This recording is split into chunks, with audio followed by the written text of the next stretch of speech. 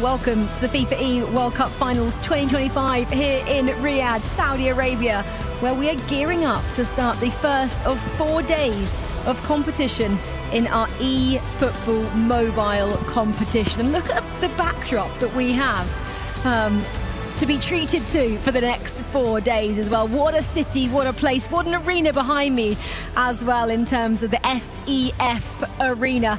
Welcome and welcome back if you've already joined us this morning for eFootball console. We now get to do it all again, this time on the mobile side of things. And joining me once again to take you through this afternoon's action, please welcome Chris Dunn and Harry Channon. Welcome back, guys. Hi, thanks. Yeah, thanks for having me. I've been so jealous of your sofa setup here. It's cozy. It's a comfy sofa, this, yeah. Thank. It is. It's very good. We had a great morning, of course, on the console side of things. Now we change our attention to the mobile side of things. There are massive differences, aren't there, Harry? Yeah, big differences. Obviously, we're now dealing with a quicker pace of game. The games are shorter as well. The halves are shorter. So we're going to see a bit more rapid-fire action. Even though earlier on we saw lots of goals, I expect even more here on this platform. Oh yeah, it's very, very snappy when we get to mobile. It's exciting. How significant is the FIFAe World Cup in terms of the mobile kind of ecosystem, Harry? Is it a massive deal? It is. It is a big deal because the players love to make a name for themselves. They want to have their moment under the lights here in this amazing arena, have the chance to prove themselves for their nation. It's everything to them. And in terms of what we've seen 12 months ago to now, has it been a massive step up in the mobile kind of gaming world? So I think it's constantly growing, isn't it? It's one of the fastest growing platforms in gaming, full stop. And I think when it comes down to eFootball, last year we've seen some... what I love about mobile is that you kind of get a bit of an unknown with it. Last year we kind of had Daniel come in and he was like, wait, how is this kid this good? I'm looking for the new Daniel this year. We got Daniel. Spoiler alert, Daniel is still here, don't worry. He's back again. That's the important thing. That's the important thing. Daniel's here, he's competing. We've also got someone else that I know you absolutely love hearing and seeing, and it's our reporter, CJ. Let's hear from him right now. It's all about to kick off here down on the floor for the FIFAe World Cup for 2025. The mobile guys are ready to go. They're preparing, they're gearing up. We've got Veracity on the decks as well, so if you hear some dodgy music, you can send a DM her way. But we need to work out how this whole thing works. So, Cole, explain the format to us. The FIFAe World Cup 25 featuring eFootball Mobile is a unique chance for players to represent their nation on the biggest stage. Before entering the road to the World Cup, nations are choosing their own national team via direct invites, domestic trials, and challenger series. Each nation is free to define its own selection criteria, regardless of domestic trial outcomes or rankings. The road starts of regional online qualifiers. This year is bigger than ever. For the first time, nations from across the globe compete in qualifiers with their extended national squad to secure their spot in the pinnacle event. The top nations from each region advance to the FIFAe World Cup featuring eFootball Mobile to represent their nation and compete for the prestigious title. The 12 best nations from across the globe will compete with their final squad at the FIFAe World Cup featuring eFootball Mobile. At the FIFAe World Cup featuring eFootball Mobile, the 12 teams will be drawn into 2 groups of 6 nations each. A nation will face every other nation of their group in 2 matchups, each consisting of 1 single game. For every matchup, nations can earn 3 points for a win, 1 point for a draw, and 0 points for a loss. After having competed on 2 group stage days, the top 4 nations from each group will progress to the next round, the knockout stage. If nations are tied on points, direct comparison, followed by goal difference and goals scored, will decide who will make it to the knockouts.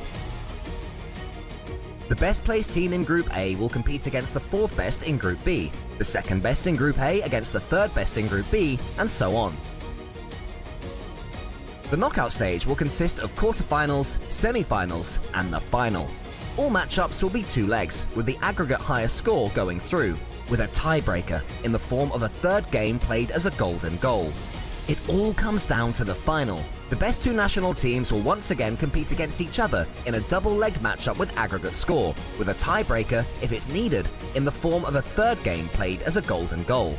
The world champion will be crowned at the FIFAe World Cup 25 featuring eFootball Mobile. Become part of history and tune in live from 10th of December to 13th of December 2025 on twitch.tv/FIFAe. And find all results, news and live stream on FIFA.gg. Well, it all starts in around 15 minutes time for our mobile nations, and these are the nations competing today and for the rest of the week as well. In Group A, again, 6 teams like we saw in the console. In Group B, another 6 teams. I mean, I don't know where to look once again. You've got the world champion back again from Malaysia to try and defend their title and maybe take home the lion's share of the prize pool, that $30,000. And the runner-up, they still get $18,000. And coming 6th in your group, it's not bad either, is it? $2,000 to your name. It's 1v1, so it's all pretty much yours. Okay, today's matches, the schedule looks like this. First up at 4:30, Saudi Arabia, the local nation, take on Malaysia, the defending champions. And then we see Malaysia again, as you'd expect, take on Thailand, Turkey, India, Japan, and then finally at 7:05 local time here in Saudi Arabia, it's Brazil taking on Malaysia.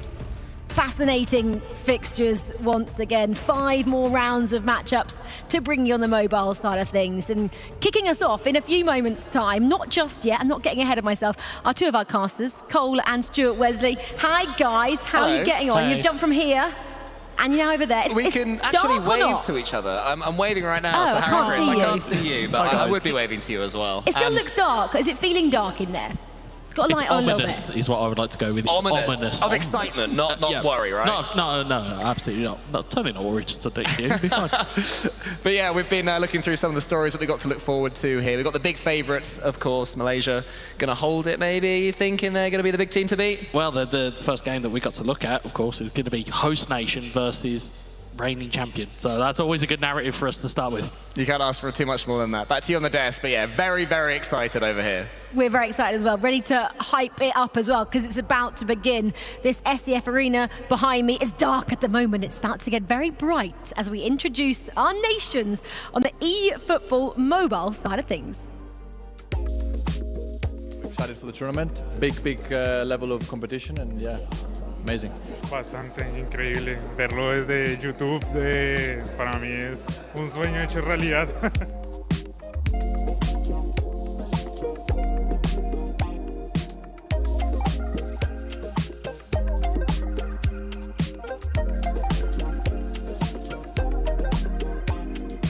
Really excited about the stage. They gave us a lot of teasers, and inshallah it's going to be really great. Então, tá muito bonito, né? É uma sensação única chegar aqui e poder representar a seleção.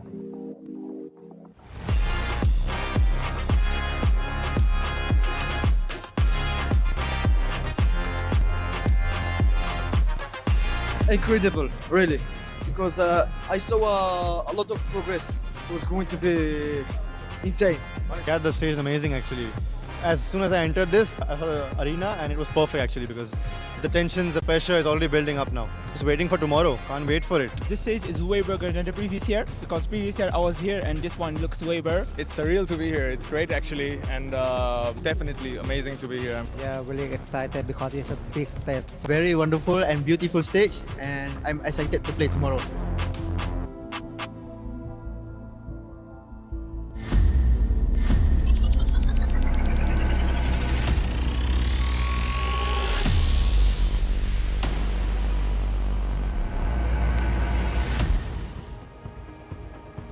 Hello and welcome, ladies and gentlemen, to the FIFAe World Cup 2025 finals, of course, featuring eFootball Mobile. We've reset the stage and we're ready to get right in the thick of it. 12 national players will be joining us on the stage right here, live from Riyadh, each one eager to prove that they have what it takes to walk away as a FIFAe eFootball champion. I am Veracity, joined alongside the lovely Milos, and we are going to be taking you through all the action today. And there's a lot of action that already happened today. There's already more that's going to happen later on. Of course, last year we had the pleasure, both of us together, to co-host the show, and we got to see incredible action. Speaking of which, there's a lot of returning faces, but there's also new ones that we're going to welcome to the stage. So how about we get on with it. Our first team, please join me in welcoming Namaste India! Representing them is Daniel!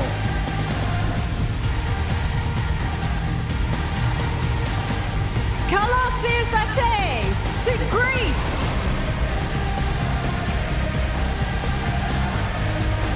Panos Bull! Next up, Marhaba, Morocco! Representing them is Yassin! Hoş geldin to Turkey! Represented by none other than the honored one. Next up, Bienvenido, Colombia! Represented by Camilo G! Yokozo, Japan! Represented by Soshin. Next up, Benvindo, Brazil! Represented by Juninho with a hell of a haircut. Ahlan wa sahlan to Egypt. Represented by Vanton. Next up, Yinditolab to Thailand. Represented by John Kata. Hayakum alaq to our host nation, Saudi Arabia. Represented by Easy Esther. Assalamu alaikum, Bahrain. Represented by Nighty Mighty. Salamat datang to our 2024 champion, Malaysia.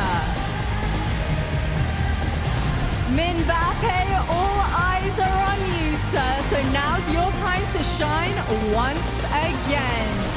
Milosh, all of our 12 players are ready and raring to get this show on the road. The pressure is mounting, and boy, oh boy, am I excited to get this show on the road. I think we definitely should just get those matches straight into it. Our studios are waiting. Let's get our games on the road. Thanks so much, guys. I just love watching what the teams come out with. For me there, Japan, once again having a great introduction, but you've got to say the effort goes to Brazil. The R9 haircut is something else, next level, isn't it? It's outstanding, to be honest with you. Look at it. I mean, that is just taking me back, making me feel old than I remember it, in absolute fairness. But yeah, no, sensational. Put some respect on his name. That's the world champion of 2025 you're looking at, folks. And what a haircut, amazing. You can only do that if you're a world champion, can't you, Harry? Yes, I think so. Obviously, Ronaldo Nazario is a tough guy to mimic and imitate, but like you said, if you have the aura of a world champion, you can just about get away with it. I mean, this isn't the focus matchup that we're talking about, but in terms of Brazil and having that reigning world champion, are we saying they are favourites? You would like to think so, but at the same time, I mean, you can never count on Malaysia. And Mbappe last year was absolutely outstanding. I think it would probably be a toss-up between those two, and I would probably throw Daniel in the mix as well. He was one of the only ones who really did challenge Mbappe last year. So yeah, no, it's but it's always that thing with mobile. What we've seen last year again, it's that surprise element. There's a couple of players here that we really don't know too much of them. So that is always that element of somebody could come in surprise. Yeah, the guy under the microscope just then was Mbappe, obviously last year's champion, but. Looking at Soshin as well for Japan, I mean, we're looking at nations that have kind of struggled historically, you could say, on this platform. Japan, Thailand. We're looking for them to really step up and give the likes of Daniel, the likes of Mbappe, the likes of the favourites, Juninho, the strong nations here, really give your A game and give them a tough time. I think that's what I'm looking for here. Do they have the ability to do that from what you've seen already this year? I would say so. It's just, I think, something they'll be disappointed with. Certainly I'm slightly disappointed with. They tend to flatter to deceive. So I'm looking for them, once the lights are brightest, to turn up, put their country on the map and really make a name for themselves this year. How difficult is it to play in December and be brilliant at this time of year in terms of how the ecosystem works out for the mobile players especially? Well, it wasn't too long ago, the World Championships, realistically, so I suppose like it's not too long of a turnaround. I think it's the same for everybody else, though. You're getting to the end of the year, right? Okay, it's just like, okay, well, holidays are coming up. Like, can we lock in for this one final time? Well, they need to make sure they do if they want a chance to win. Yeah, but it's still peaking once again, isn't it? Peaking, was it September time when they're in Japan? So they happen to peak again just a couple of months later. It is tough, okay guys at home, if you're listening, to be able to be at your best just a few months ago and then recreate it here. Let's see who has what it takes and has that consistency. There is Daniel from India. He was a fan's favourite last year. Let's see if he can repeat the top 4 performance or go even better this year. Right, well, our featured matchup, the one we are going to be keeping a close eye on in round 1, is Saudi Arabia taking on Malaysia, the defending champions. And this one, guys, we had to pick it, really, didn't we? Because we have the home hopefuls taking on the defending champion. You can't get a better storyline. No, it's very classical football, isn't it? You got to go with the, of course, host nation. And well, if they're going up against the reigning champion, then it's a no-brainer. We've got to see it. For me, I'm just curious to see Mbappe come into this one. Is it potentially going to be a bit of a slippy one? You're going against that home nation. We've seen Saudi Arabia on the console side of things really stepping up and play quite well this morning. And I mean, if you're Iniesta on the Saudi Arabian side, are you buoyed by that? And you're going up against the world champion, zero pressure. Let's see how you do. But Harry, I guess, if you're Mbappe, you could be buoyed by what we saw earlier as well. The fact that Indonesia, the defending champions, they came out so strongly and were topping their group. Malaysia and Mbappe could be thinking, well, you know what? I'm just as good as I was last year as well. Do you think he is just as good as last year? Yes, I think so. I think if there's a man you would not want to face, it's the man we were looking at just then. The nations are getting ready to take their seats and really show what they're made of. But I will say both nations probably quite happy with this first matchup. Saudi Arabia last year out in groups. Group B was a bit of a torrid time for them. They were 6 points adrift from qualifying. So Iniesta has a chance this time around to, wipe the slate clean, go up against the toughest opponent on paper here first and see where you land at the end of it. Does it matter that he's got no international experience, Iniesta? I would say so. At the same time, it's not, and I don't want to maybe clutching at straws from, but you haven't really had to travel. You are very comfortable in your own country. For a lot of people, you come somewhere that you haven't been to, or you have been to, of course, in Mbappe's point. But I think not having that experience, especially going up against the champion, that is definitely going to weigh towards the Malaysian side. But at the same time, look, he doesn't have that pressure, so to speak, knowing he's going into this game sort of saying himself, we're going up against the best player in the world here, let's see what we can do. If you can pull a result, then, oh, look, you're laughing and all of a sudden you're in that conversation. But if you don't, I don't think anybody will look at you any differently. Maybe he comes in, Iniesta has no fear because he doesn't know what to expect, and maybe that can play into his hands. He looks pretty comfortable right now. Well, it is time. Game start in 2 minutes time, so let's get ready for this. Let's hype it up. Your first matchup in eFootball mobile side of things. It's Saudi Arabia taking on Malaysia.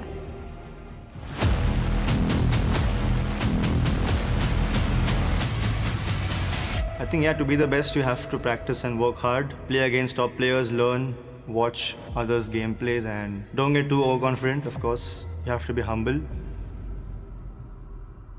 I practice every day. I play every time, every day for this tournament.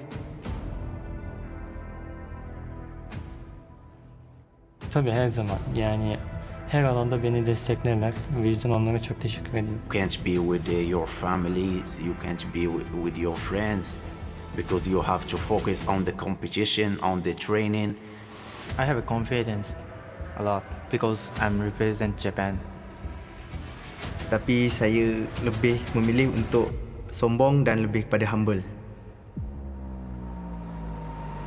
This tournament is very important for me, for the future and for my country. Aslında en çok feda edilen şey zaman, vakit oluyor. Que o Brasil é o país do futebol, né? E em todas as modalidades aí a gente sempre vem para buscar o título. Saya juara tahun lepas dan saya ingin mempertahankan kejuaraan yang saya miliki tahun lepas. I think this time, it's my turn, and I want to show the new world champion is here. Winning the World Cup, it's gonna be a gift for all this sacrifice. to be the best, you have to beat the best.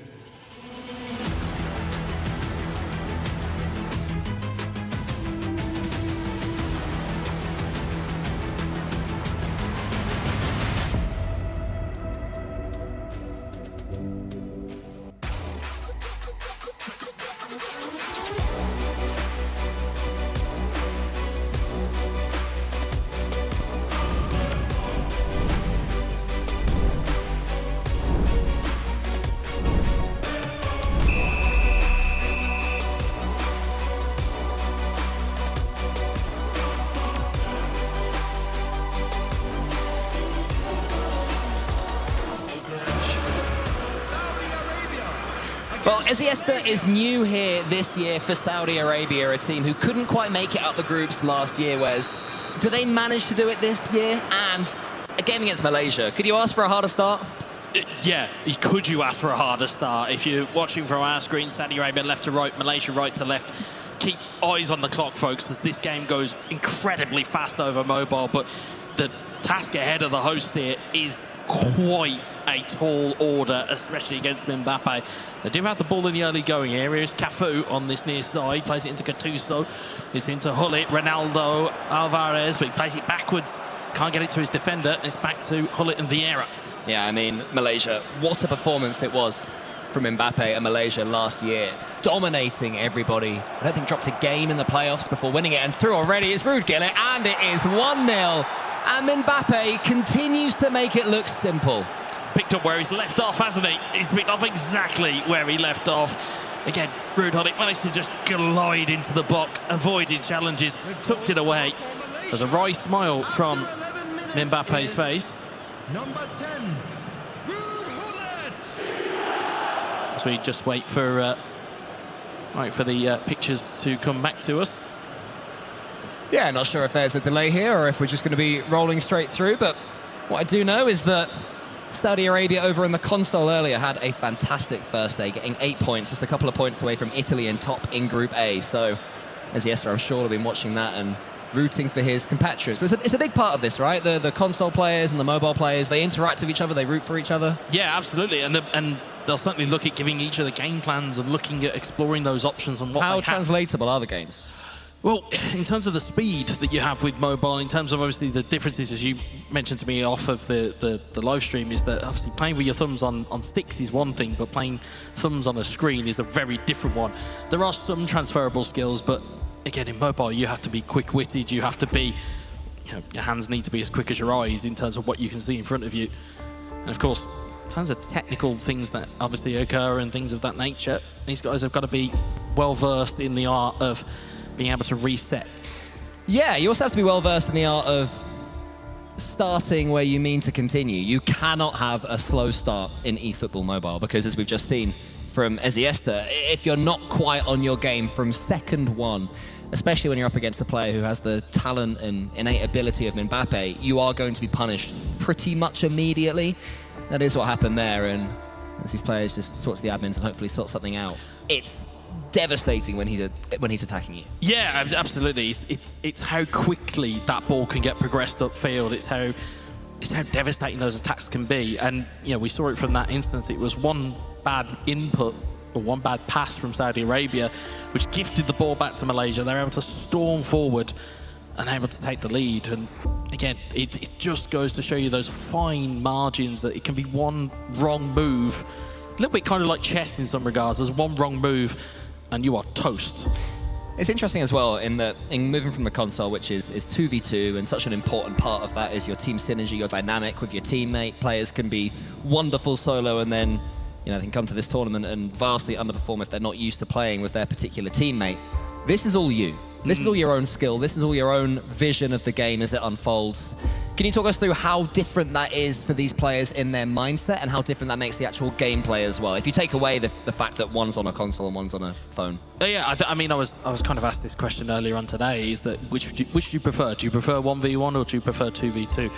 For me personally, if you're having an off day, you can lean on your teammate with 2v2, whereas when it's 1v1, either whether it be console or it be mobile, you are really under the spotlight, and then you start to feel that pressure, and that's where we kind of see some of these heart rates. I think Mbappe, before this little technical break that's happened here, it was almost at 180.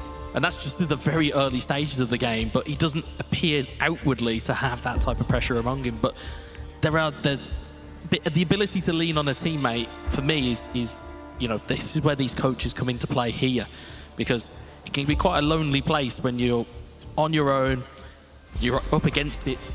That can be where you really encounter those problems. You can see here the groups.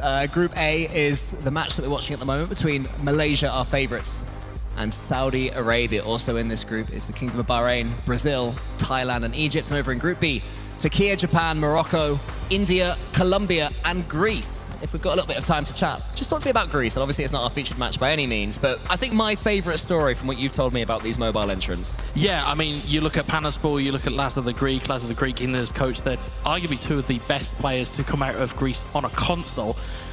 Being able to transfer that skill to a mobile and then to get through the qualifiers is something I didn't really imagine that would be something that would happen. Of course, speak to Lazar earlier on today, it's the first time ever that Greece had been represented within FIFAe. So it's a massive achievement for them to even be here, even amongst itself. And of course, in the console, they were, a goal shy against Turkey in that semi-final bracket. If they'd have got one more goal, it would have then forced a third game. It just was those fine margins. But again, for Greece to be able to pick themselves up and get themselves into this position is an unbelievable achievement. We just saw briefly there Colombia as well. Fantastic achievement for them to be here.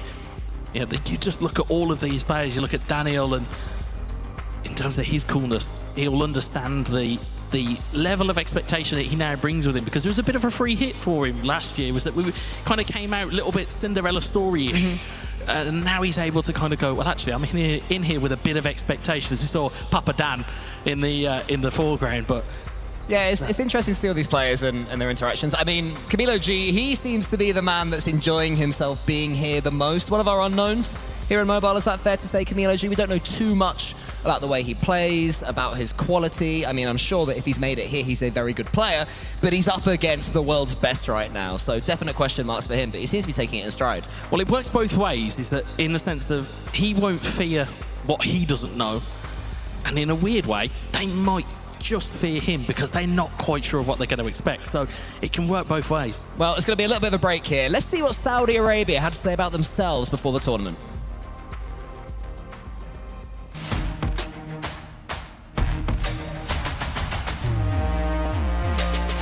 Feel everything for me. For many years I dream to represent my country, and I will do my best.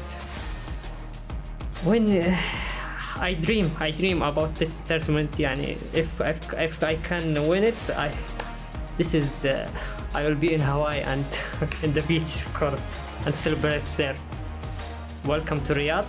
They are our guests, of course, and we will be in hospitality in the tournament and outside the tournament. The haters, he will see me in the competition.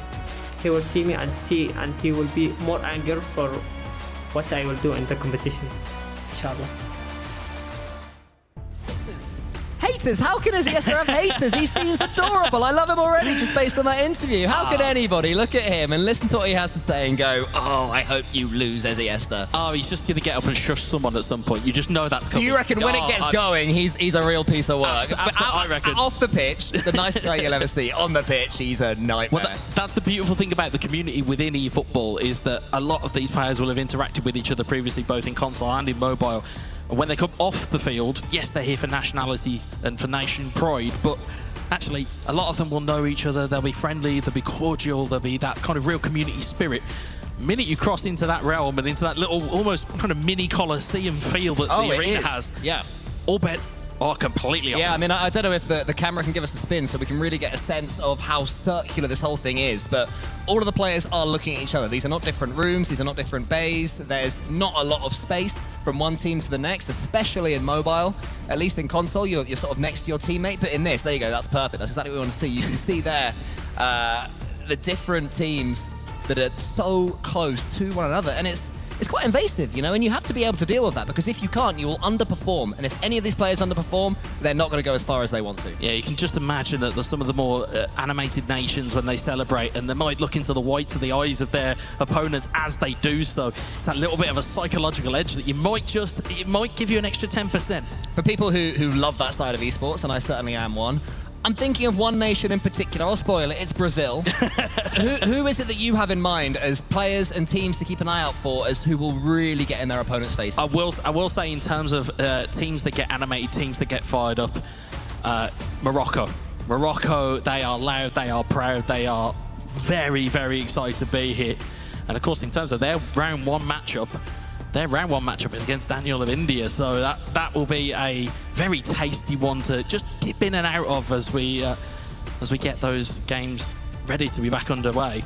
Yeah, I mean, of course, this is live competition, this is esports, there'll always be one or two things to fix, and I think that mobile can certainly have that, but it's being worked on by our admins, so hopefully it won't be too much longer for you guys to sit back and enjoy. Perfect time to go and get a nice drink, you know, try and go and get yourself some food to top watch up the this snacks. with. Yeah, because it's a decent length of time we're going to be doing this. We've got 5 rounds of games, just like earlier on the console, so plenty to look forward to of eFootball Mobile.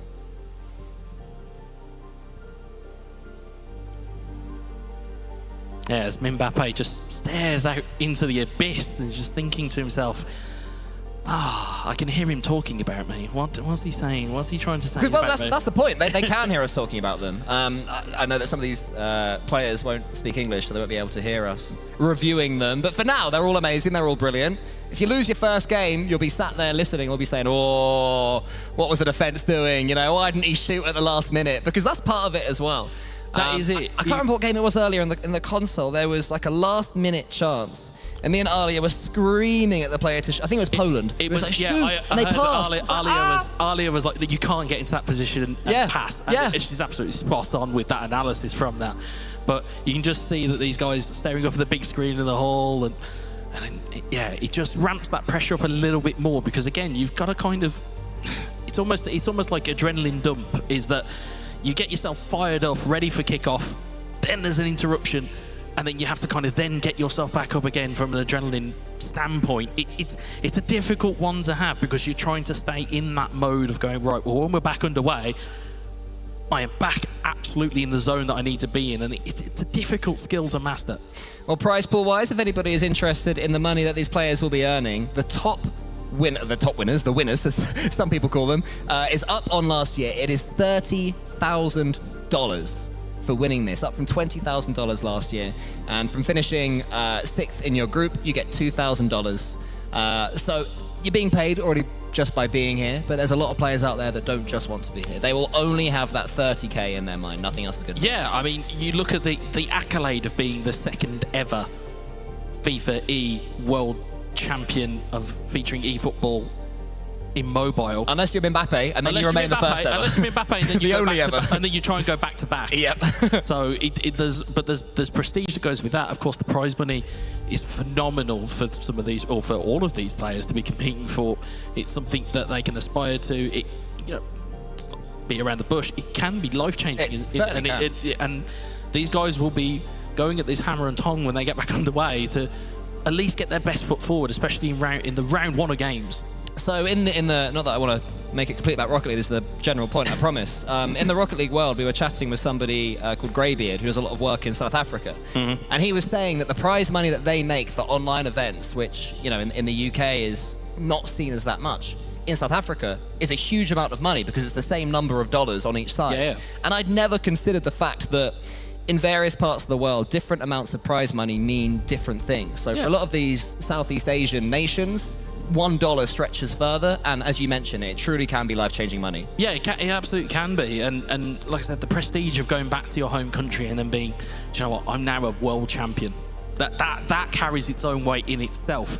I think that's the accolade that we're looking to, and then they might just remember that there's some prize money afterwards, because when you speak to a lot of these players, it's a lot about, I want to be champion, I've sacrificed a lot, you sacrifice time with your family, you sacrifice time to be able to practice, and all of these different things that you are able to just kind of put to this. And if you then at the end of it have that kind of almost brass ring, for lack of a better term, of that world title, it then kind of proves the point, and you go, that's why I did it.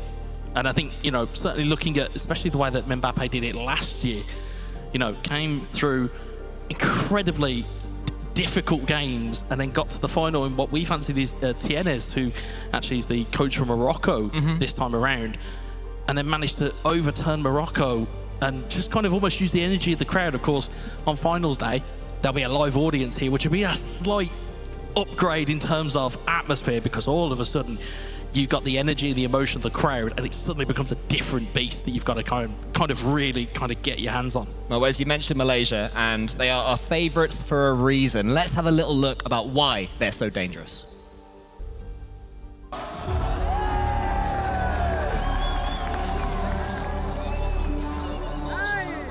Untuk tahun lepas, dari peringkat kumpulan, saya agak sedikit nervous untuk perlawanan pertama menentang Arab Saudi. Jadi selepas perlawanan tu saya reset dan cuba untuk buat yang terbaik untuk game-game yang akan mendatang. Alhamdulillah dapat menjuarai grouping dan seterusnya layak ke peringkat suku akhir bertemu dengan Japan.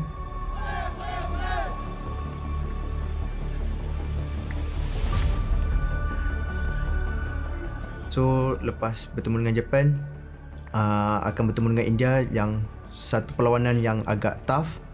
So alhamdulillah saya dapat juga menjejak kaki ke perlawanan akhir menentang Morocco, dan itu satu mimpi yang luar biasa kerana saya dapat menjuarai Piala Dunia tahun lepas.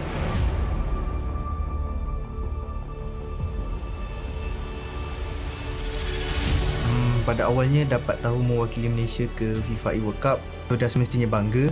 Perasaan dia memang tak sangka, sebab itu adalah satu piala terbesar dalam e-sport eFootball di dunia ini, dan itu salah satu impian saya sejak kali pertama bermain game eFootball.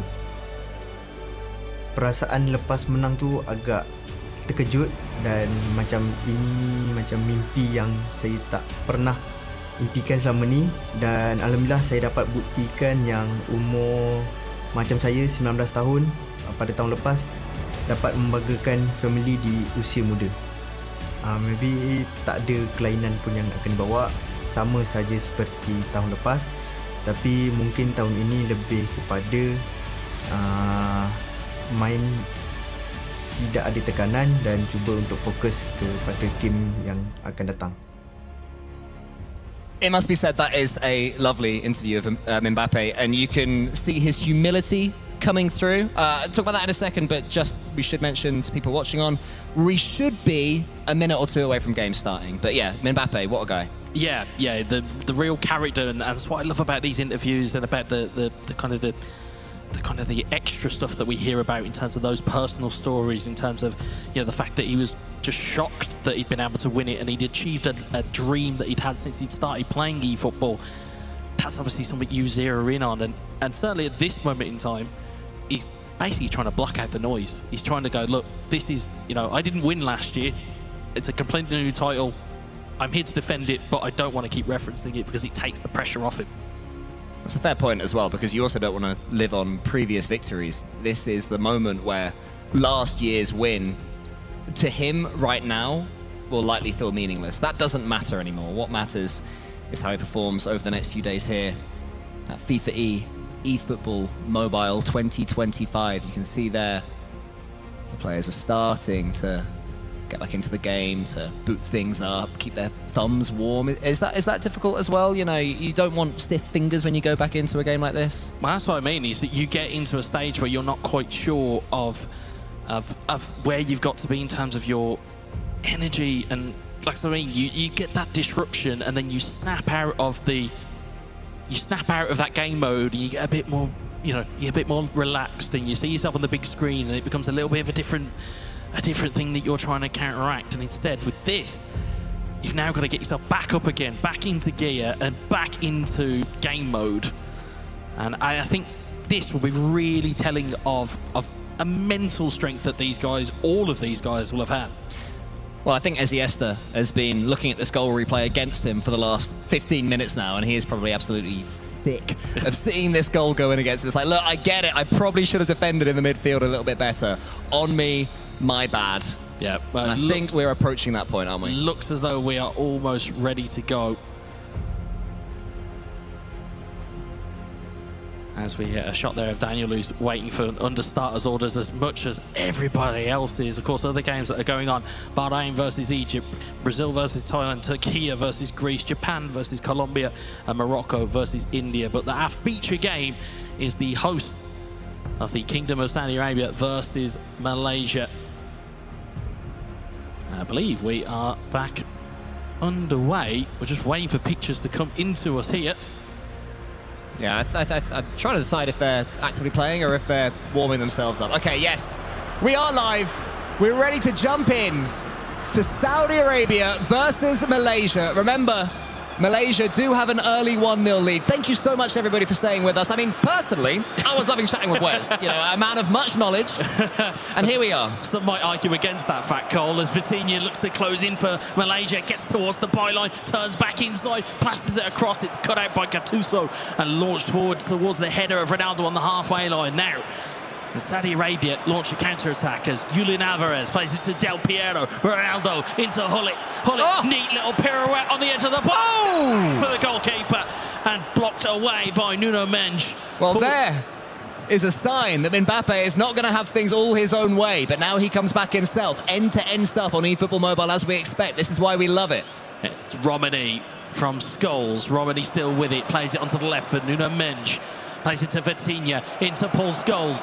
Scholes dances into the 18, but plays it out and it's blocked away, and Cafu will launch it forward up towards Alvarez, blocked clear. Now Mbappe has it again, it's Christian Vieri. Vieri looking for a ball in, he's found Ruud Hullet. Ruud Hullet with a double touch and Hullet scores! If there's one thing I remember from last year with Mbappe, it's that when he gets half a chance, his accuracy is so sharp. Other players, especially in mobile, they get these opportunities and their shots are saved or they go wide. With him, every time he is on that D, it is put into the perfect spot, as you saw again here. It's the prime example, a gaming equivalent of if you give Mbappe an inch, he will take the mile. It's a wonderful bit of skill. Double touches inside of his defender, wraps the ball into the right bottom corner. And he has now a 2-0 lead over the host Saudi Arabia. We'll see it again, just wraps the foot around it. Goalkeeper outstretched and had no chance to. And of course, Ruud Hullet, alongside all of the regular players that we see, we've got epics all around, including the likes of Christian Vieri. As there is another goal in another game, which we'll come to momentarily once it's thrown up. We will stick with our game for now, as Paul Scholes wins it in midfield for Mbappe, plays it to Stanisic. Down the line to Christian Vieri. Back to Scholes in the centre of the park, placing across the field to Aguerd. Aguerd looking forward, but Vieira intercepts it. In towards Ruud Hullet. And can Saudi Arabia summon something here, Cole? I mean, they did before. Saudi Arabia got themselves a chance. It was well saved by Malaysia, but that has proven that Saudi Arabia are capable of breaking through the Malaysian lines. You have to show a little bit of patience here. Don't want to lose this ball again, because it does seem that whenever Malaysia come forwards, they're devastating in the attack. This is what worked before. Passes through the centre. Alvarez has another chance. Lovely pass there to Ruud Hullet. Oh, but it's saved, and again, the shooting is the issue. That's a brilliant save from the goalkeeper. And you can see Hullet not being of benefit here to Saudi Arabia in this instance. Of course, part of those 3 key players from phase 1, hence why you can see Hullet on one side of the field and Hullet on another, as Julian Alvarez lines up the corner for Saudi Arabia. Can they get a goal back before half-time? Ball delivered into the box. Header for Del Piero, cleared away by Hullet. Scholes will hack that one away. It'll go out on the far side touchline, halfway between the 18 and the halfway line. We ticked into the 45th minute. If you're looking for goal updates from around the grounds, currently stands Japan and Colombia 0-0. Turkey and Greece. Greece are a goal ahead against Turkey. We are with the featured game here as we tick into half-time. And Malaysia take a 2-0 lead, starting exactly how they finished the last tournament here in Riyadh. As we cut to Japan versus Colombia, as Marco van Basten takes control on the edge of the box, but it's blocked away by Mendes, and in towards Kante is Vieri. Hullet, can Colombia make something work here as Puskas looks to play it forward to Vieri. Vieri looking to roll it into Hullet, but it's cleared away by Gattuso.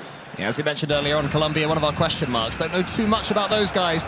What we do know a lot about, though, is Brazil, and they had the ball stolen from them in their own penalty box. Poor defending, but a decent finish underneath the keeper there. So potentially an upset brewing? Yeah, Juninho wasn't able to clear his lines, and as a result, Thailand were able to take great effect from that as we tick into the final moments here before half-time. It's into Kylian Mbappe for Japan. Back out to Roberto Carlos. It's locked away to Lilian Thuram. There goes the half-time whistle. As we now cut back to our featured game here. The host Saudi Arabia are 2-0 down here as they bring it forward with Julian Alvarez. Here's Ruud Gullit. Gullit looking to dance and try and find a way forward. He plays it to Vieira, gets it to Gattuso, back to Gullit. Saudi Arabia looking to probe, and they find a brilliant ball here to Cafu. Cafu with the ball into the box, headed away by Stanisic. Only as far as Vieira. Gullit in towards Alvarez. Alvarez strikes and Alvarez scores! Well done, Saudi Arabia. After 2 massive chances had gone begging. Third time, no mistakes were made. It was a more precise shot. It was a better thought-through shot. It wasn't rushed, and that's why it went under the dive of the goalkeeper. And Malaysia now have to do some thinking, because for all the brilliance of Mbappe, he's given away chances. He has. He's left the door open. It's Julian Alvarez, as you said, just a controlled right-footed shot into the bottom left-hand corner of the goal. Left the goalkeeper scrambling. Half-time in Brazil versus Thailand. It's Thailand 1 apiece with Brazil. Brazil have their equaliser. Here is Paul Scholes, though, from the restart for Malaysia. Stanisic on halfway, lifts it up towards Romani, back towards Vitinha, who's got Nuno Mendes overlapping in towards the 18. Is he going to try and put a ball in? He's passed it to Vitinha. It's Vitinha with a strike. It's a brilliant save. For once, Malaysia have a shooting opportunity, but it wasn't quite perfect. Yeah. Brazil. This is that goal we mentioned, Ronaldo into Nedved. It's a brilliant header, just was brave in attacking that header for the goalkeeper. Had absolutely no chance, and Juninho has his equaliser. Saudi Arabia, if they can stand tall here from this corner, they've got a real chance of getting back into this game, and a point against Malaysia would be huge. But it's Nuno Mendes that takes it. It's cleared away brilliantly by Rijkaard. His Paul Scholes. He's got plenty of goals from that position in his career, but he couldn't this time. And then Saudi Arabia win the free kick as well. Yeah, again, in those set-piece moments, is that if your goalkeeper can come and collect it, or you can get the right header out, you can really launch a very quick counter-attack down the other end of the field. Weren't able to on that occasion as they suffered the foul, but it will be a free kick here for the host Saudi Arabia. 62 minutes gone here. If you're Saudi Arabia, do you change anything, or do you feel you can get back into this one? Because it seems like certainly he's getting opportunities. Yeah, it certainly might do. Meanwhile, talking of opportunities, there's one here for Colombia. Christian Vieira gives them a 1-goal lead against Japan, as Saudi Arabia looks to bring the ball forward. To answer your question, you're quite right. You stick with it. You don't go too committed. It's only the first game. It's only round 1 of your tournament. You don't go too gun-ho too quickly. And to be honest, against Malaysia, even a -1 goal difference isn't the end of the world, because I've got a feeling Malaysia will be beating some teams by 3 or 4 goals in this group stage. Yeah, as Paul Scholes gets the ball off of Vieira. Scholes plays it along the ground in towards Vieira inside the 6 yards. Tries to poke it past the keeper. It's a great save. And it's cleared away. Clear of the box, but Scholes has it again for Malaysia down the right-hand side. Looks to play the ball in on the deck into Vitinha. Neat dummy from Vitinha. Malaysia looking forward again. Vieira benefits from a goal. And then Mbappe has a third. And that may have just taken this game away from the hosts. Yeah, it may well do. That might be it. There's still time for Saudi Arabia, but 2 goals in mobile against Malaysia is incredibly tough.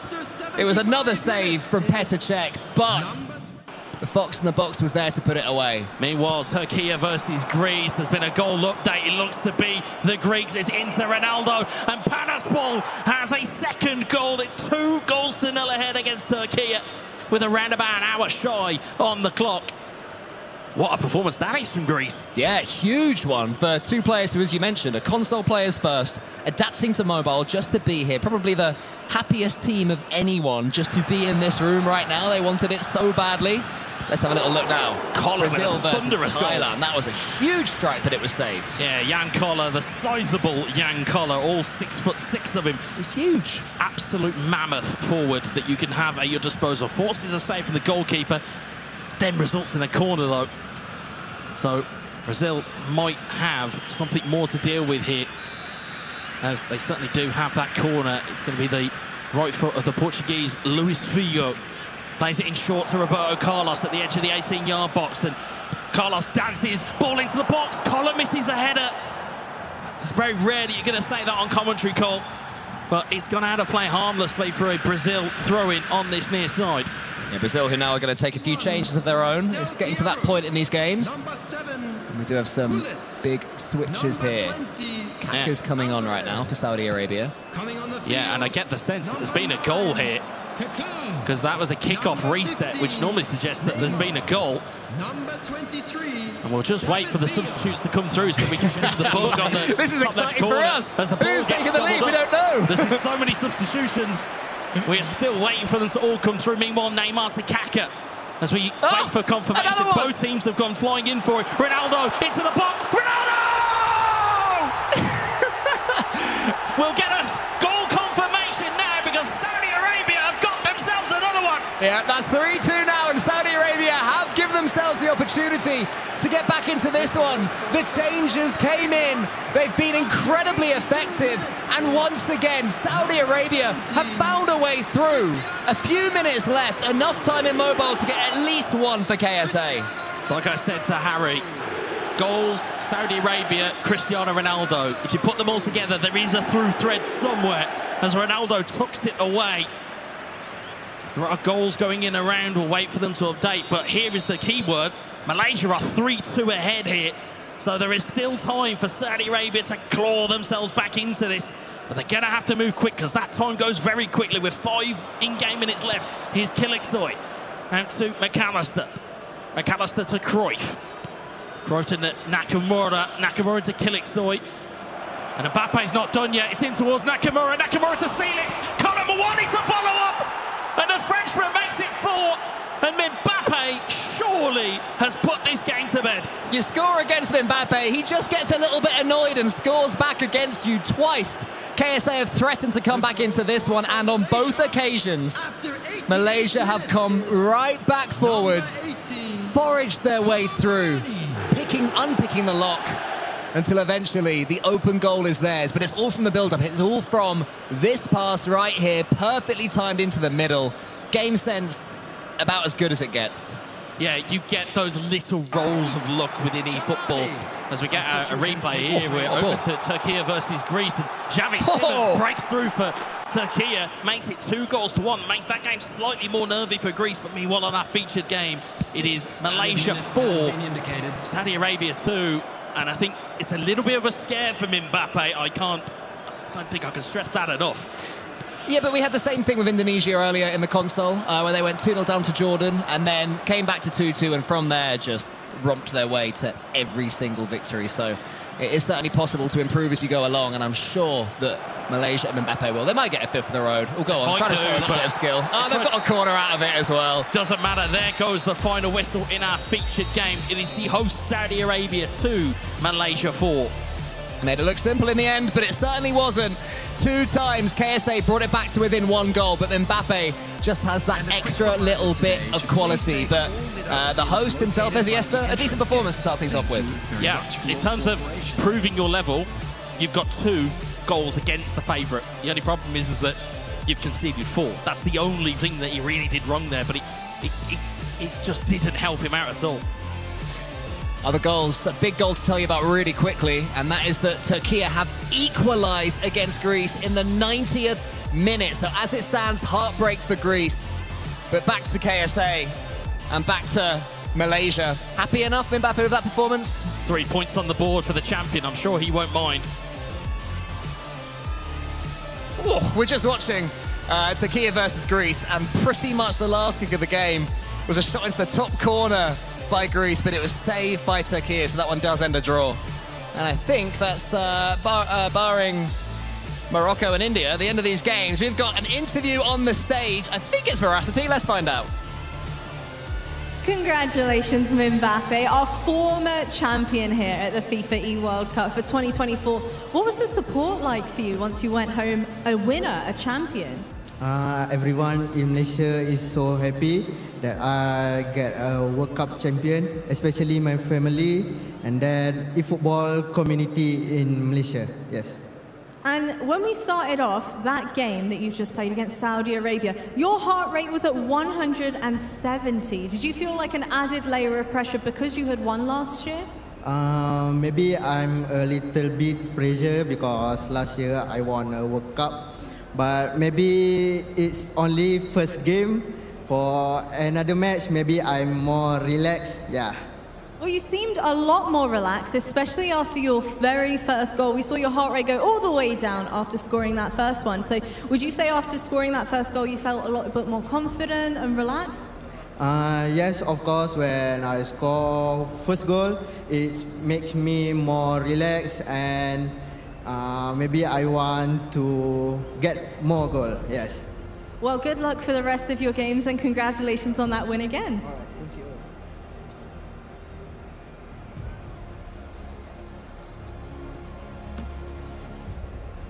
Well, there we go. Mbappe there, getting a first win of this year's campaign under his belt. He had to work for it, though, didn't he, against the local side, Saudi Arabia. Saudi Arabia kept coming back, and he kept fielding off that pressure by just scoring extra goals each time, taking it in the end to 2-4 for Malaysia there. It was maybe a little bit more difficult than we expected that opening matchup to be, Harry. Yeah, we definitely thought Malaysia would come out with the 3 points, and we wondered which side of Saudi Arabia we would see.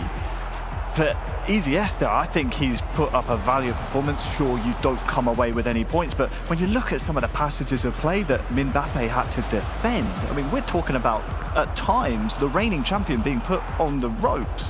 I think that will be a bit of a statement to the rest of the competition. This was their goal that brought them within 1. But yeah, just looking at around the grounds, I think Saudi Arabia, that result doesn't really do them justice. Iniesta really gave a good game to our reigning champ. Was that the naivety we said we might have seen from Iniesta, the fact that he doesn't really know about these big tournaments? This is his first international tournament, and he didn't really know what to expect. Yeah, alongside that not having the pressure of going up against Mbappe, right? I mean, you would have headed into that one, head down, see what you can get done. But look, I think Harry's right, a valiant performance, and it's going to be really interesting to see how he does throughout the rest of Group A. Any big surprises there after round 1? Oh, I think Colombia taking down Japan 2-0. That's a big shock. I think Japan will be quite disappointed with that performance to start their group stage campaign, Rach. That's a big shock for me. Brazil 1-1 against Thailand. You would expect Brazil to be able to, well, I mean, maybe not romp that one, but it's one of those like first game of the day, isn't it? Like, it's kind of the same thing as what we said previously when we came through on console side of things. When, of course, we've seen multiple occasions of this happen, but still, I would expect Brazil to probably win. It's the exact question I was asking of Thailand. I want them to show up at these big tournaments, taking the Konami World Champion and taking him all the way to 90 minutes and taking a point. That's a good start to your campaign from Thailand. 6 goals in our featured matchup. We expected maybe more on the mobile side of things. Was it a bit more cagey, like you maybe expected from round 1 there, Harry, with kind of a lot of the games being decided by just 1 goal? I think that's pretty typical of mobile. I mean, obviously the game moves a lot quicker. The game clock tends to move very fast. Usually it's the nations and the teams that take their chances that end up winning the game. I know that sounds ridiculous, but truly, because the chances are so few and far between with these shorter games, you will see that be, nations tend to rue the chances they don't take. So yeah, I don't think it was as cagey as I thought it would be, to be honest. I think when we get to the latter stages of the groups and perhaps into the knockout rounds later on in the week, that's when we'll see some of the nitty-gritty, like really dig in and defend tactics from some of these nations. We obviously had that long pause at the beginning. Did that affect any of the players there? Would it have affected Brazil? Maybe that's why he was held to a draw in the end? I mean, maybe iced them out a little bit, right? I think you get to that stage, you're ready to go, and then all of a sudden, okay, I mean, we've seen everybody was paused up. Obviously, there was an issue, but then that just kind of, you get into the game, and then you're in that comfort zone, but immediately it can change like that. And you just need to be able to reset yourself, and that's really when it comes down to that experience that you have. These players who have been here before, they would have been able to get through that a little easier. I wonder when the admin say go, does your heart rate just spike? Possibly like we see in game as well. Your heart rate was spiking in the game. Rusty was already saying that about Mbappe, how as soon as he got the first goal, he kind of settled into it, Chris. Our champion runs hot. I'm just going to say that. I mean, not quite touching up to 180, but there is consistent spikes around 170. I mean, he's just sitting down fully locked in. You can see where the goals are. Heart rate rising at the same time, so it kind of just does indicate he's getting gassed, Harry. Yeah, I think there's a missing Saudi Arabia goal in there somewhere, but I can probably guess where it is. It's where the heart rate spikes, just about 3/4 of the way through the graph. But yeah, he definitely perhaps needs to work on the cardio a little bit, does Min. Obviously, the heart rate, you know, I mean, it's a lot at stake here, definitely in the group stages. He's but just an intense you would love for that to come down just a little bit. I mean, in terms of working on your heart rate, I guess it's actually more of the mental side of things. Just believing in your ability and saying, you know, don't let myself get stressed out when I get under pressure. Yeah, but then you see so many players, I think we commented on this last year with him specifically, that he does run just really high all the time. Don't know, caffeinated beverages, that it could be something that's in the diet, to be fair. Yeah, maybe. Yeah, don't take any Pro Plus. That's what I was actually recommended by my doctor. I used to take before I used to go running. Not anymore, I might add. But some of the players may take that. I'm glad it you're was still with us, prescribed, okay. But that is a thing. A lot of these guys like to have an energy drink beforehand to get themselves going. They like a few rituals. Is that what you see a lot on the kind of pro circuit? Yeah, absolutely. We always see the kind of pre-game rituals, you know, the prayers. You like to control the controllables, is what we like to say within the esports scene. You know, if it's within your control and you can make things consistent, let's try and do it so we can replicate that performance and be consistent as possible. I mean, who are we to criticize the reigning champion of this competition? Whatever Mbappe's doing, it's working for him so far. If he wants to have a sweat whilst he's playing, that's absolutely We'll let him. A wider question about your phone. Can I just whip out my phone here and have a game? Or do I have to have like 5 phones? Because if this one runs out, then I'm struggling a little bit. Like, what is the deal? Like, do you have to have a massive setup, or is it so much easier to become a mobile player than having to go and buy the whole setup like you do on console? It's so much easier. I think, you know, when it comes down to mobile games, I mean, like everybody on this couch will have games on their phone. Rachel, I don't know how to speak for yourself, but I'm a big mobile gamer. When I sit there, any spare time on the sofa, that's kind of what I'm doing. So I think that's the thing with it, is that it's so accessible for so many people, and that's why mobile gaming is a great thing, is because so many people can jump in and get themselves involved. We've just heard, obviously, we had that a bit of a technical problem at the beginning of this round of matches, and that means Brazil-Thailand is still ongoing. Okay. 1-1 at the moment, Harry. We've still got quite a way to go, actually, haven't we, in this matchup, to see if Brazil can change things around. I was looking, going, it was a draw. It hasn't finished, guys. It's still going. The reigning champion could get a first victory in match 1. So I'm going to retract all of the praise I gave to Thailand for starting things off pretty well. But yeah, 10 in-game minutes to go. That 10 minutes will go by in a flash. We're looking at 1 or 2 maybe chances left in this one. I don't think either nation will be really satisfied with the result as things stand. So I think both nations will really push for a winner here. Good opportunity there for Brazil. Ball put in. Harry, I haven't commentated on this game in quite some time. I was going to say, I came to the sofa to have a nice relaxing time, analyse some of the games, and here I am in more commentary duties. I love this game anyway, so it's absolutely no problem with me. There was a chance there for Brazil, but you'd imagine now, 90th minute, last chance of the game, Rach, will likely go the way of Thailand, 3 minutes out of done. Let's just watch them just run the clock down then for these last couple of minutes, see if we can get one more chance for Brazil then. One play through, yeah. I mean, look, it's a very tight game. That'll be that. It would have been interesting to see how the game did go down between them and see, but I mean, a 1-1 result for both those two teams. I think you're probably right in the sense that neither team's too happy, but not the end of the world either. Harry, you can now heap your praise. Yeah, there you go. I'll reinstate the praise I was heaping onto Thailand earlier. Yeah, 1-1 against the reigning world champion, not a bad result. Yeah, great for them to get 1 point. Obviously, Brazil would have been hoping for much more in that opening round of fixtures. Well, we are now completed in terms of fixtures in the first round of matchups. Remember, we have 4 more still to bring you, and we turn our attention to our next featured matchup now, which is Malaysia, once again, of course, as the defending champions. We like to see them on the big screen. They take on Thailand. Exciting matchup, guys. Really exciting matchup. Yeah. Southeast Asian derby. I mean, truly, having just seen that result against Brazil, knowing that Chongkata of Thailand has come to play, I think Min will have a bit of a task on his hands here. Obviously, the Green Falcons of Saudi Arabia were turning up and they were being scrappy. Min Mbappe always had the lead in that game. If Chongkata can score first, really put Min on the ropes, we could see the 20-year-old reigning champion be asked some questions of and really see what champion's mentality he'll come out with. Can you tell us a bit more about Chongkata then, and why he is this prodigy, the one to watch? Why is he so good? I think it's just like the history he's kind of got in that nation. We've talked about Thailand on multiple different occasions of how this region has such a strong base of mobile players, and for him to be that guy, that's a real testament to his skill. So for him to come through here, we've already seen a good result. That's kind of proving his mettle, but a real big test here up against Malaysia as well. That's going to be the real tell to sort of say. But I mean, I'm saying that a good result against Brazil kind of shows that he is going to be there in that conversation for the rest of the tournament, and it's something we semi-expected. I think, we had a bit of a chat about him previously. Are we going to get to see what we are expecting from a region like Thailand with a mobile player? So far, so good.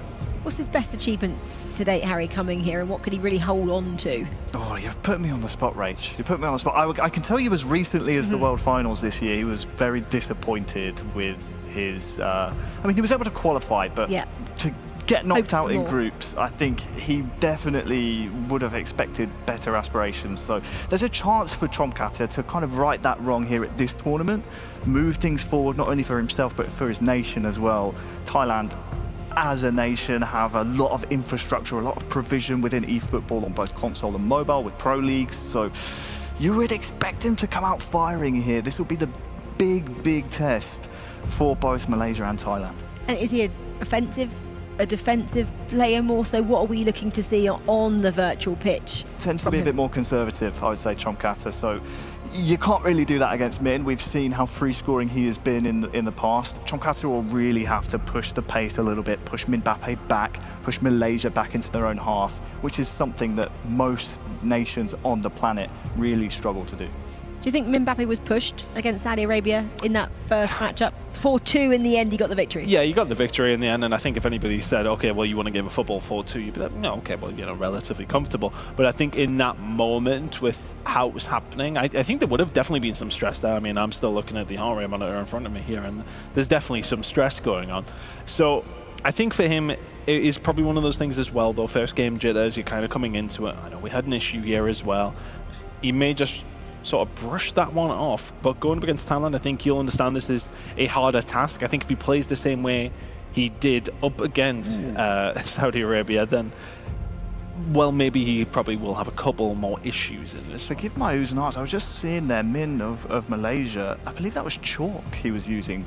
The fingers get very sweaty on mobile, and because there's not as much friction as if you were holding a controller, your finger glides across the screen. Could be having a more reliable, there it is, the chalk. That is a very interesting one. We've seen towels before to kind of dry the hands. He's taken it a step further. That is my champion right there. Go on, Min.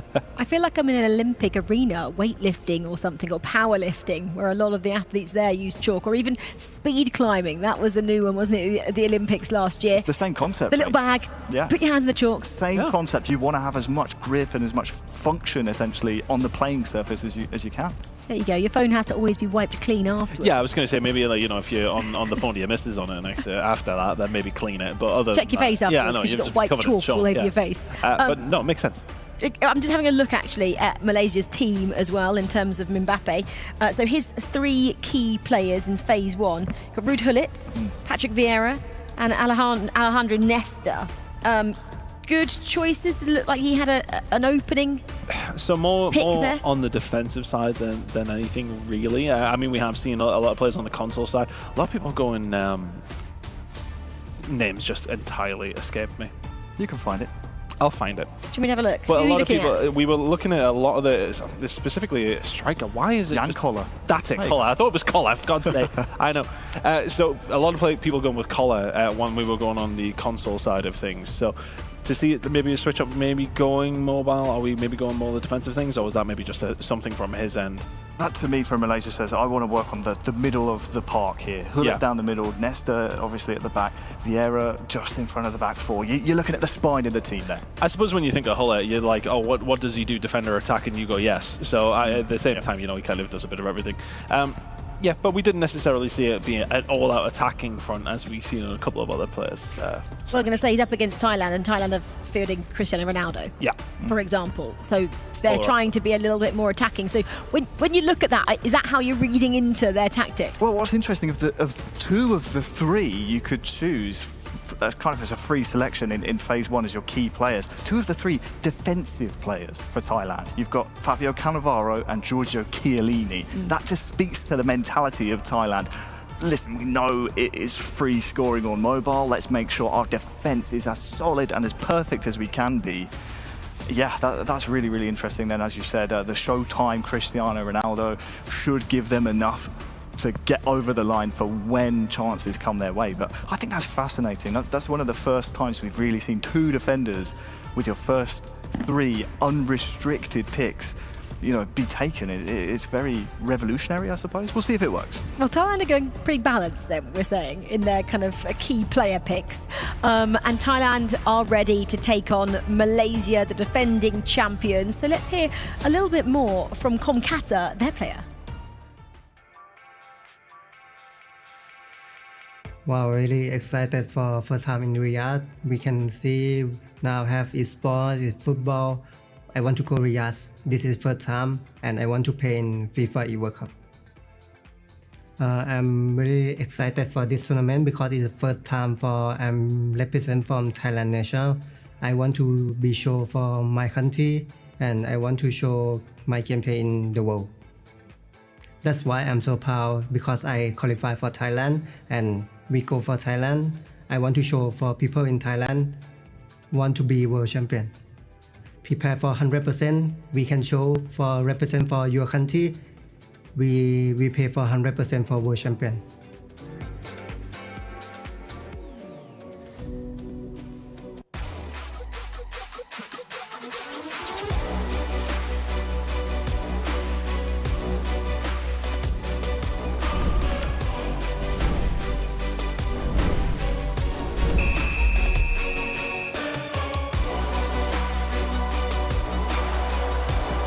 Set us up for it perfectly in the studio. We're already underway here between Malaysia and Thailand.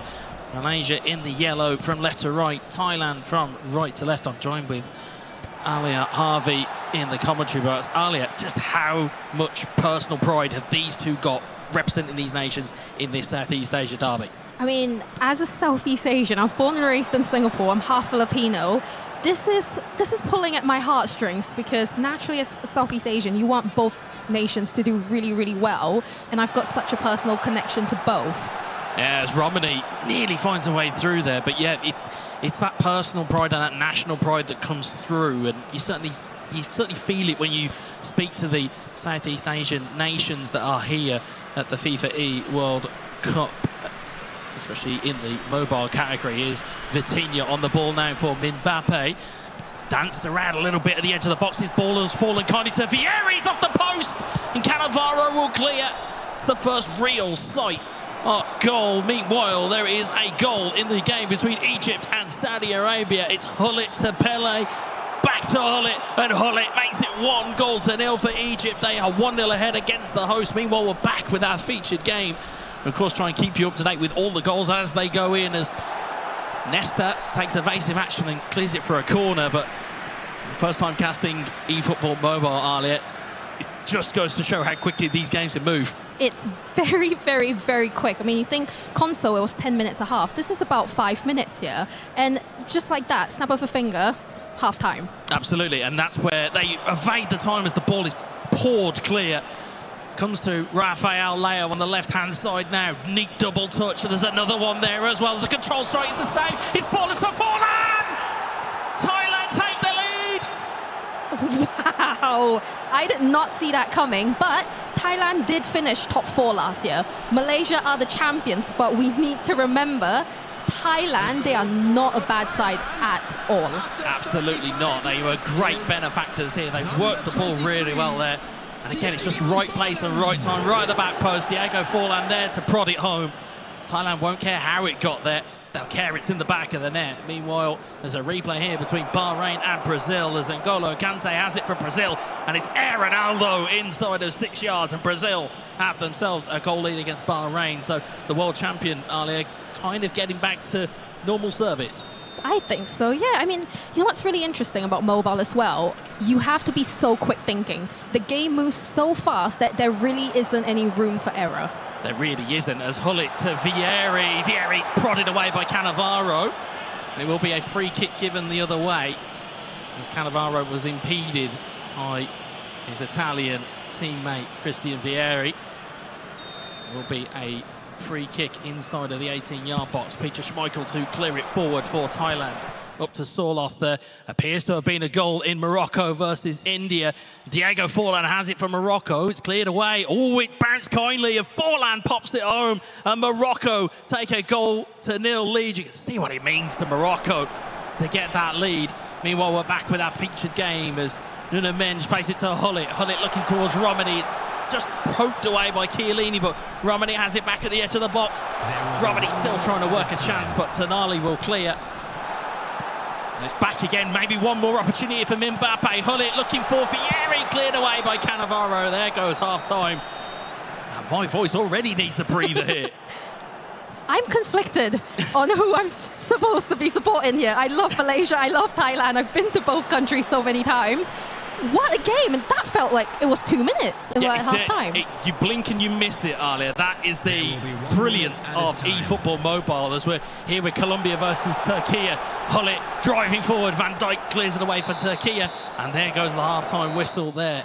As we keep cutting through to games, it's cleared away as Greece had an opportunity, but it was saved by India. India having that goal to nil lead as played forward to Zico, it's cleared away. It's Johan Cruyff into Andres Iniesta. Ronaldo in towards Bebeto! What a goal that is! Panaspor makes it 1-1. And we are not in Kansas anymore, Alia. This is going off. We need to ask production to put heart rate monitors on us, because I feel like mine's probably about 200 right now. I feel sorry for if you are a speaker listener. I do apologise for what you are hearing here, but Panaspor makes it 1-1. Brilliant one-touch passing, allows the ball into what is a historic and legendary Bebeto with his trademark baby cradle celebration. Brilliant goal from Panaspor, and Greece make it 1-1. I think we also need to appreciate how difficult eFootball Mobile really, really is. It's not easy. You've got a tiny screen, and for them to be playing at this level and scoring the goals that they are, that takes an incredibly high amount of skill. Yeah, it's sacrifice, it's practice, it's muscle memory, it's all of that put into one lovely game of eFootball as Tonali wins it back, but we're back with the featured game. Thailand still with that goal to nil lead. As Nuno Mendes has it on the near side for Malaysia. Of course, Mbappe, previous champion, has come in with all this expectation, but he finds himself a goal down here. What's he going to try and find in the bag of tricks here as he plays the ball to Scholes, into Hullet. Malaysia looking to bring it forward, prodded by Vieri. Romani, great turn, what a goal! Romani out of absolutely nothing makes it Malaysia 1, Thailand 1. I think we need to remember as well, this is a literal Southeast Asian derby. This is more than just eFootball Mobile. This is literal nations. Their heart rates are over 170. The history between both of these nations in real life football is so immense. The Marseille turn there, Alia, unbelievable. And again, heart rate spiked.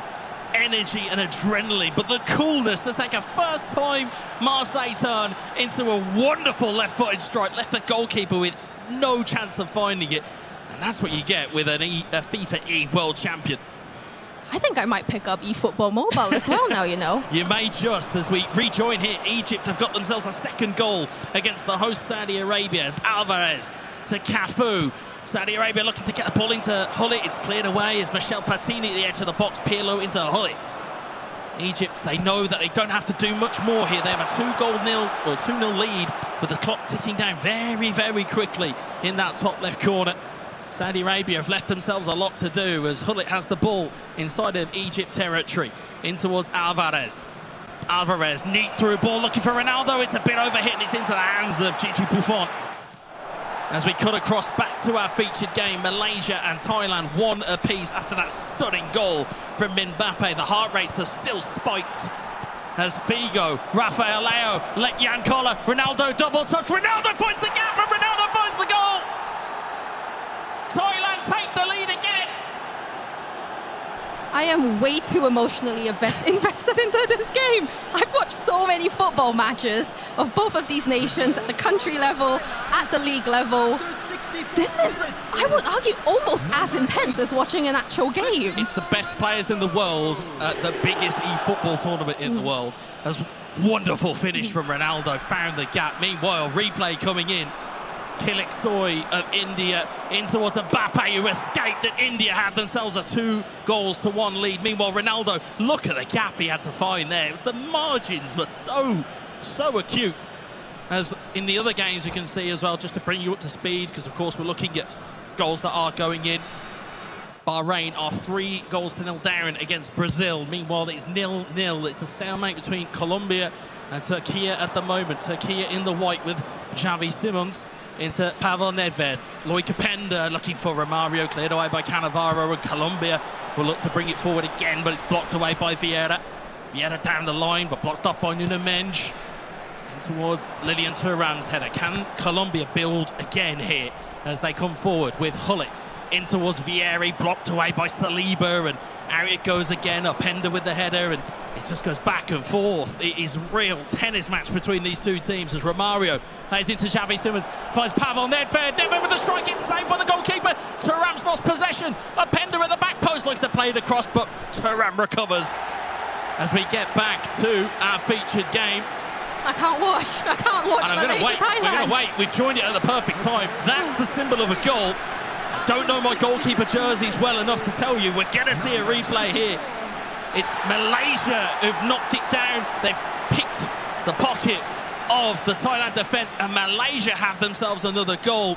It's very much what Cole was mentioning earlier, is that you score one against Mbappe, and it almost annoys him to the point where he goes, right, I've got to go score again now. I need to score right now. Yeah, fantastic move.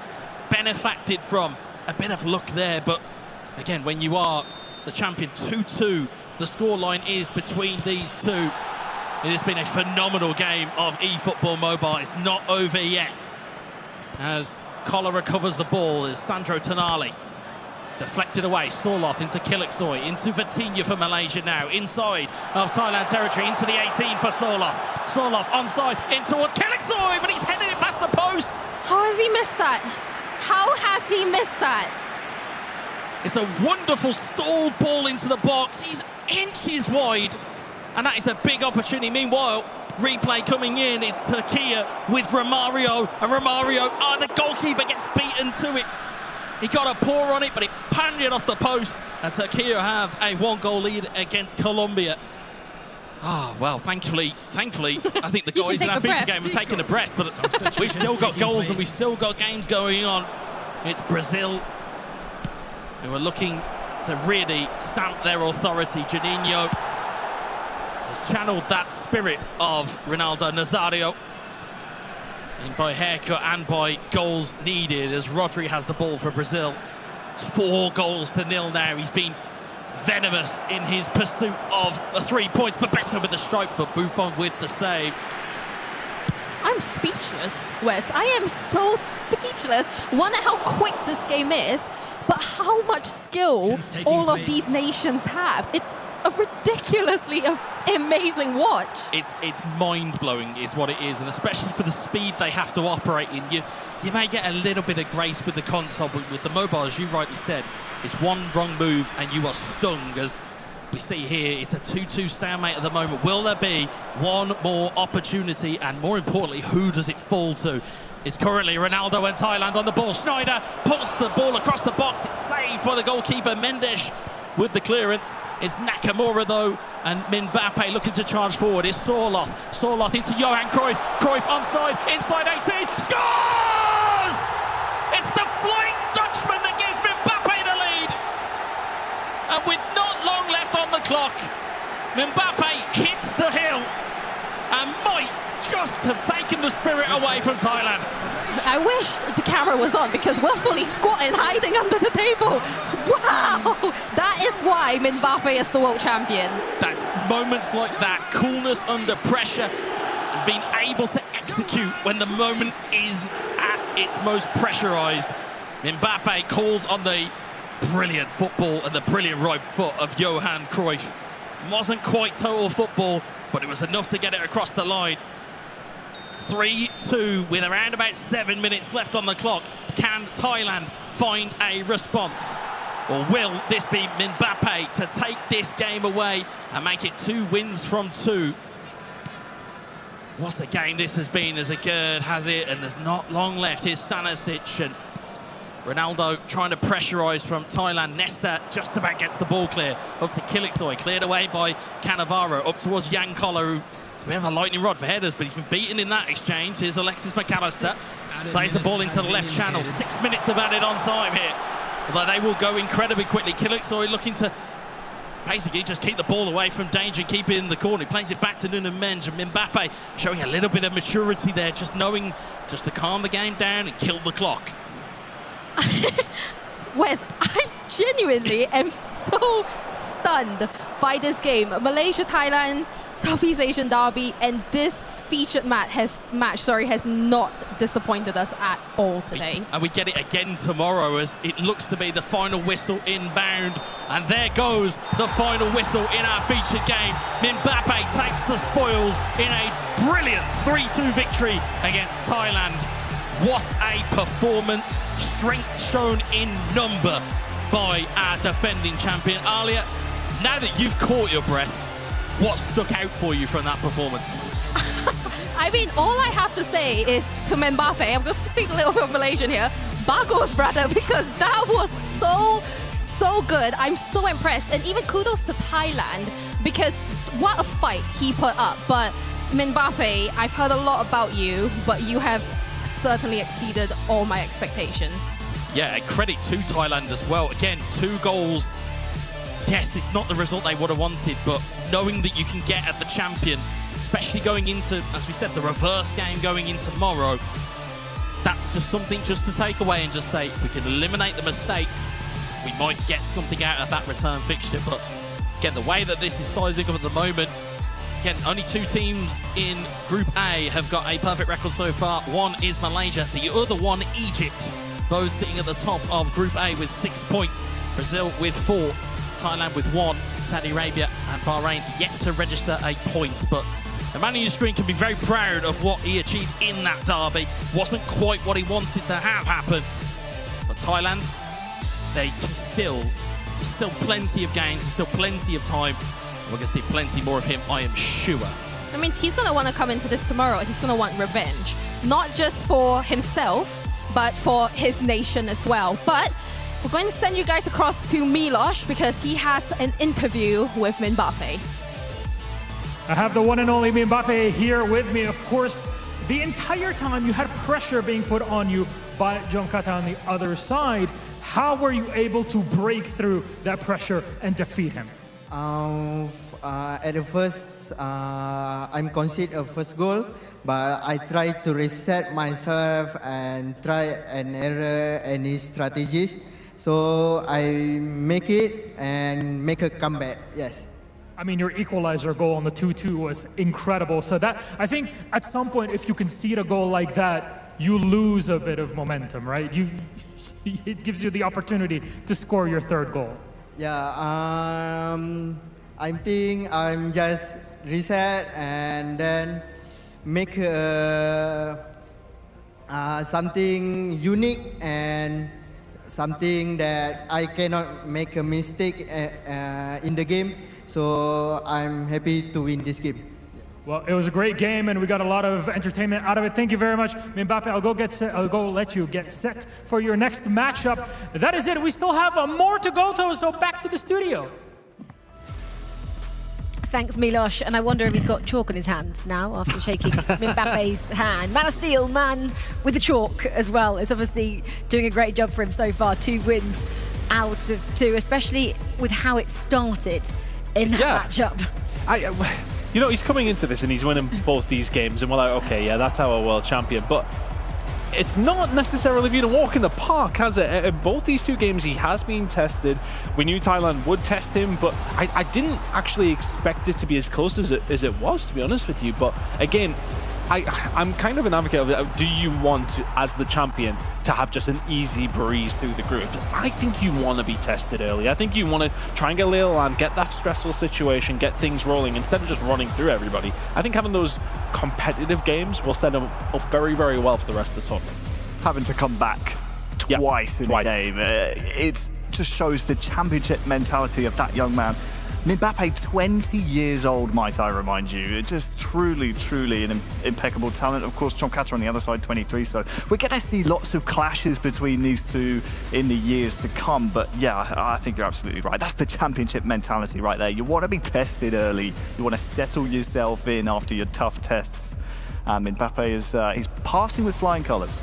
But surely every match is going to be a test from Mbappe because everybody plays their best against him because they want to beat the world champion. Well, yeah, there is that, of course. But at the same time, I think, you know, you look at some of the other games, like Brazil going up against Bahrain. Would you rather have had an easy one like I say easy one, an easier time of things like that? I'm not too sure. I think it's nice to have those competitive games. Well, Brazil then with that 5-0 victory, that means they sit in 3rd in Group A. Egypt, Malaysia at the moment, perfect record. As you can see, Thailand, we've mentioned them, 1 point next to their name. Saudi Arabia and Bahrain yet to get off the mark. Group B then, well, it's pretty even, isn't it? Turkey, India, Morocco, 4 apiece. Colombia on 3 points, Greece on 1, and Japan at the moment, surprisingly, not picking up a point, Harry. Big surprise. It's still early in the competition. Of course, we have another round of fixtures tomorrow, so perhaps a bit too early to be pressing the panic button, especially when you see how close the group is above them. But Japan will be thinking, please, not another year like last year. It was pretty tough for them. They didn't look back kindly on the FIFAe World Cup last year. They would love to look back a bit more fondly on this year's iteration. Maybe it's quite difficult, but for Japan, they've already played, Morocco, and they have played Morocco and where's my other one? Colombia. Yeah. So the 2 teams just kind of above them as well. I guess played Greece next. It's close, isn't it? You would expect them to beat those 2 nations on paper. I know eFootball Mobile is not played on paper, but you would expect Japan to come out with more than 0 points from those 2 fixtures. They will definitely have to try and get those points back tomorrow. What is this? Lack of experience? Nerves? Just the occasion? No, it could be all of the above, to be honest with you. I think, you know, when you come into these events, you want to be settled. And some players, it does take them a little bit more time. For Mbappe, it was straight away, you get into things. But for players outside of that, it can sometimes be that it's kind of a bit, what's the word I'm looking for? It's just like that intense kind of arena. I mean, you see the setup here, you've got all the lights, everybody around you, you've got all the influencers around you, everybody else just trying to get things sorted around. It sometimes is just a little bright for some players. And for Bahrain and Saudi Arabia in Group A, still on 0 points, not off the mark. Is that more expected for those 2 nations? Yeah, I would say so. I'm looking forward to seeing how the Kingdom of Saudi Arabia and the Kingdom of Bahrain can try and ready and steady the ships going into the next round of fixtures. I mean, we have, 3 more heats to play today. You've got another 5 to be played tomorrow. There's lots of points still on the table. There's no real need for anyone to push any panic buttons yet. There's plenty of points to be gained. We're only 20% through the group, right? So this time. Yeah, well, match 3 is coming away right now. It is number 1 and number 2 in Group B. Turkey are taking on India. Well, this is going to be a great matchup for one reason, maybe in particular, is because we have a fan's favourite. There he is, Daniel. Top 4 last year. He was one of the standout performers. We loved his story, his dad, just how excited they were, A, to be here and to do so well. They were incredible. They were my favourite story of last year. I think that was for a lot of players, a lot of people who were at the event, I should say. And just to see him and his dad there, it's still a legendary duo. And we love to see Daniel play well. And I don't think it was necessarily just okay, his dad's there, and he seems like a nice lad. It was always just like the amount of goals he was scoring. I was checking beforehand. He was the one who scored the most average goals per game at the previous event. The guy is an absolute beast, all-out attack consistently. To get fans on your side, though, you need to be a nice guy, and that's why you had the fans on your side. Harry, how much has he improved in the last 12 months? We're about to see, aren't we? I feel that knowing Daniel and knowing the stardom and the fame that came with his performances last year, obviously with all of that comes with a heightened expectation. He was the only one to take a game off of Malaysia in the knockout stages last year. If we're going to use the reigning champions as a yardstick, that's a pretty nice notch to have in your belt. So I think there are plenty of nations with targets on their back. I would arguably say Daniel and India probably joining Malaysia, joining Thailand as one of those expected nations to move through, Brazil joining them as well. Well, India at the moment have got a draw against Morocco in match 1 and a win against Greece in match number 2. And in terms of Turkey as well, how they rank, they got a draw against Greece in match 1 and then they got a win over Colombia in match 2. So very equal in terms of points there. And I think for Yusa as well, though, he's kind of coming into this as a bit of a non-entity in the sense of that what we had with Daniel last year to a certain degree is like, okay, well, we're not too sure what we're going to get. And he's already performed pretty well. I mean, 4 points in your first 2 games, you take those averages all day long. But again, this is similar to what we've seen when Mexico were winning their games up against opposition they should be. This is where the real test is for Turkey. Okay, it's time. It's Turkey taking on India. It's the honoured one up against Daniel. Before we get to this matchup, let's hear from the honoured one.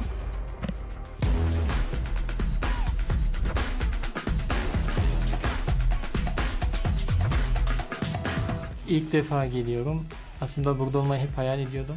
Ülkemi temsil etmek istiyordum. Allah da nasip etti. Dünya Kupası'nda oynamak her zaman mükemmeldir. Her zaman mükemmel bir his. Burada olmayı dediğim gibi hep hayal ediyordum. Elimden geleni yapacağım. Hayatta her zaman destekleyen de desteklemeyen insanlar da olur. Desteklemeyen insanların gelişimi için de önemli. Birileri seni destekleyemeyecek ki biraz daha sıkı çalışacaksın. Bu şekilde yani.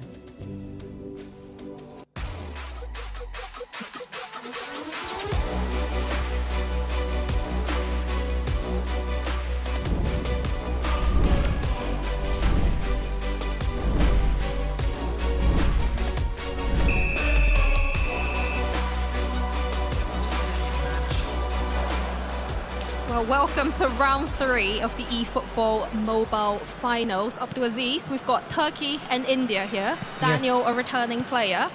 Talk to me about him. Yes, as we see at the moment, Turkey is leading the first or the second group with 2 wins. And India also are playing really well, with a win and draw, and the same with India. So we are saying we have a match for the first place now. The winner will probably have a huge chance to advance as first in this group, even though it is too early, but they will cement their place in the first of the group. And the loser will definitely not be out or not be far away, but will have some struggles to come back again. Definitely, and Turkey here just on the attack. It's Tanali through to Mbappe. Platini, but offside. Yeah, I mean, he took a little bit of time. He should have just from the first touch, and then he will be through. But it's just simple stuff, simple details. Well, we do have a replay here for you. Colombia going 1-0 up. Oh, what a ball. Talk to us about that goal. Oh, what a ball we have seen. I mean, Gullit today, I mean, he's doing some magic here. But the vision, the pass, the timing shows the quality of the player. Platini here through on goal, but well saved again by Turkey. Yeah, the goalkeepers are doing pretty well job today. They are saving some insane balls. Can India counter-attack here? We've got Hazard through to Zico, on to Son coming up the right wing. Fantastic through ball back to Zico, but again, well defended by Turkey. Yeah. We see now, I think this is one of the most beautiful goals that we have seen today. What a goal from Malaysia. The guy who's, I think, dominating his group, and he is only one game away from leading the group. Definitely. And we also have, with this match, Turkey being a new nation into 2025 and India actually finishing top 4 last. Wow. You know, I think India is like the dark horse of this tournament so far, because they are playing really well also. Saudi Arabia. Oh, wow. Is that the goal? How lucky. But I think it's deserved, no? India here through on goal with Zico. He shoots, but just doesn't get to Son. But it's a good attempt. What? I mean, that was, I mean, he was so lucky over there. But it's part of the game. Still 0-0 as we are about to go into half-time for our featured match. The ball lands back at Turkey's feet, but Pirlo right place. This is very close game. I mean, both teams haven't lost a game today, and both of them are playing really well. They are getting points, and they are getting the job done so far. I mean, no added time at all. But as we look at the other games for you, Morocco and Colombia 1-1 so far.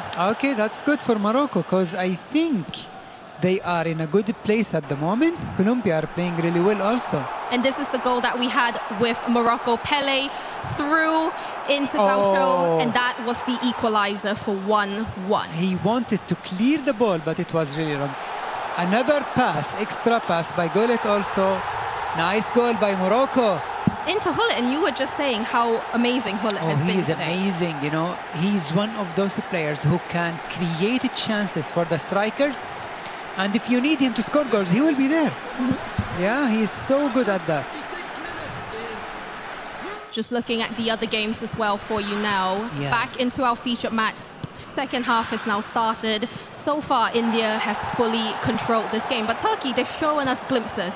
Yes, I think this is the moment. Oh no, not yet. You know, I think this game will be decided by 1 goal. That's definitely what it's looking like. Yeah, because both of the players, it's like they know each other.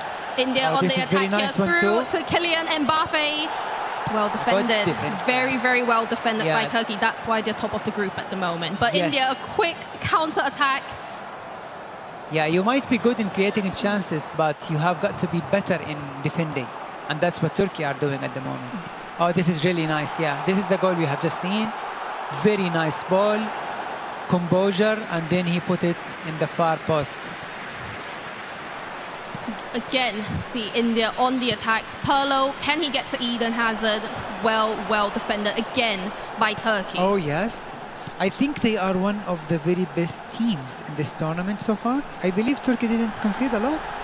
No, they haven't. On goal difference, that's why they're top of the table. It's just 1 goal. But I mean, India and Turkey, they actually tied for first place. So this is an extremely important match to see who goes top of the table. Exactly. And imagine in 3 games so far, Turkey only conceded 1 goal. Shows how good defensively they are. Got Patrick Vieira through to Eden Hazard. Can he make it to Zico? Yes, he does. Are they on the attack? He rushed it a bit here. He could have just waited a bit, you know, and give the player space to Platini move. through to Nedved. Fantastic through ball. Nice. Is he going to make it 1-0 here? Well defended. Patrick Vieira. That's why he was one of the best players in the world. He's so good in defense. Oh, what a ball. Great defense. You know, the game is so quick in eFootball Mobile that you really enjoy watching. It's a very fast-paced game. That's what me and Wes were saying. It's in a blink of an eye, the game just... Exactly. And goals come like, you know, so easily. Just to update all of you on our other games as well. Malaysia, Bahrain still sitting at 1-1. Egypt, Brazil at 0-0. But Morocco, Colombia going into half-time 3-1. 4 goals in 1 half. That's a lot. Will we see another goal here just before half-time? Tries to get it through to Pele. Balls back with Kante. Hullet. Back over to Puskas. Will Hullet make it 4-1? Great save. Well, that's the thing with eFootball Mobile. Good. You just have to shoot whenever you've got the chance. You are right, and you have a player like Gullit who can shoot from everywhere and create chances to the strikers. Vieri for Malaysia. Is that Gullit again? Again. Every team. He's insane. What a player, Malaysia. I mean, that's why he's the reigning champion. But we take you back over now to India. You know, Malaysian player can, maybe he has like the higher chance to go back to back and to win the tournament again, maybe. I think that's his goal. He does want to win it again, especially that he has that pressure on him. But this India-Turkey game still sitting at 0-0. India here on the counter. Gakpo. Yeah, look. Oh, very nice. Through ball. Is he going to make it 1-0? Oh my God, look at the minute. The last minute of the game, India have made it 1-0. Oh, wow. I mean, they have waited for this moment for the entire game. Very nice look pass and a very good control, composure, and to the near post. That's amazing and a classic finish. And if you aren't aware as well, Daniel's actually got his father with him. It was the same as last year. On the right side of him, he's got his father, and I'm sure that's so reassuring. Of course, I mean, having your father by your side. Oh, what a boost he has. 1-0. This is a huge, huge, huge 3 points for India. It's going to put them at the top of the table. Fantastic goal, fantastic player. Wow. Wow, I mean, you said it earlier, Abdul. It was going to finish 1-0. Exactly, and that's what exactly happened because this game looks very close. Both of the players haven't lost a single game. Look to the relationship between the father and son. That's what we like to see. Don't you just love it? Father and son. And we also need to give a shout out to Daniel's dad. Yes. He is so incredibly supportive of his son. And I think there's nothing more you want as a child for your parent to support you in everything. He's taken the time to fly out here just to support his son. And I mean, I just love it. Yes, the impact, the result shows the huge difference that he has, this player, because he knows his father will give him the right things. And definitely he will help him. Now he is leading the group without even a single and dropping any points. Look how happy he is. I mean, he's 3 points clear now at the top of the table. And Daniel, as we mentioned, he finished top 4 last year. He certainly would want to come back this year and try to win the overall title. But what a featured match we had there. I want to see that interview now because there are so many things to say about it. There definitely is. At the moment, as we see, the results we have at the moment, Morocco winning 3-1 against Colombia. Okay, let's go to the interview then. Veracity, over to you on the floor. Daniel, bro, break that one down for me because that last minute goal had us all on the very edge of our seats. The adrenaline must have been pumping. Yeah, it felt like a relief because last minute goals are always the best. And of course, the first 2 games were a bit off the pace, so it feels great to be on top of again. And now you started off today with a draw, followed by a victory, and now another victory as well. Talk me through how on earth you reset between, starting off the day pretty slow. Yeah, of course, because it was not the finest performance, and I can do a bit better, and we'll work hard in the next game, and I'm looking forward to the next game, yeah. Well, best of luck for your future games. I believe we still have a Saudi Arabia-Thailand showdown going on, so let's check in with that. Yes, okay, as we can see at the moment, Saudi against Thailand. Saudi are leading 2-1 against Thailand. What a game we have here, Alia. I mean, you're Saudi Arabian, Abdulaziz. I mean, what does this mean to you as a fellow Saudi Arabian? No, you're beating Thailand at the moment, one of the strongest nations in this category. Exactly. Saudi have just lost 2 games and they need to win this game so badly. And you can't, I mean, what is better than doing it against Thailand, So, yeah, it looks promising. Hopefully, we do not concede at this moment. Don't jinx it. Don't jinx it for yourself. Thailand here on the attack. Roberto Carlos, is he going to make it? So close. Individual work here. I mean, it just shows the quality of this player. He's passing everyone like he doesn't see them. I mean, you're Saudi Arabian, as we mentioned, but he's doing it on home soil. How much does this mean to Saudi Arabia if they were to make it through to the knockouts? Honestly, it means a lot to us because this is one of the biggest tournaments of the year. So by reaching the knockout stage and being one of the very few best countries in the world, this is something really huge. Thailand here, what's likely going to be the final attack of the game. He shoots! Oh my God! Very, very nearly equalizing here, but it's still sitting 2-1 to Saudi Arabia. Close. That was so close. It's fantastic defending. Last few seconds of the game. Thailand have the corner kick here. Can they convert and can they equalize to walk away with at least a point? We've got Luis Figo taking the corner. Schmeichel's there, just not enough.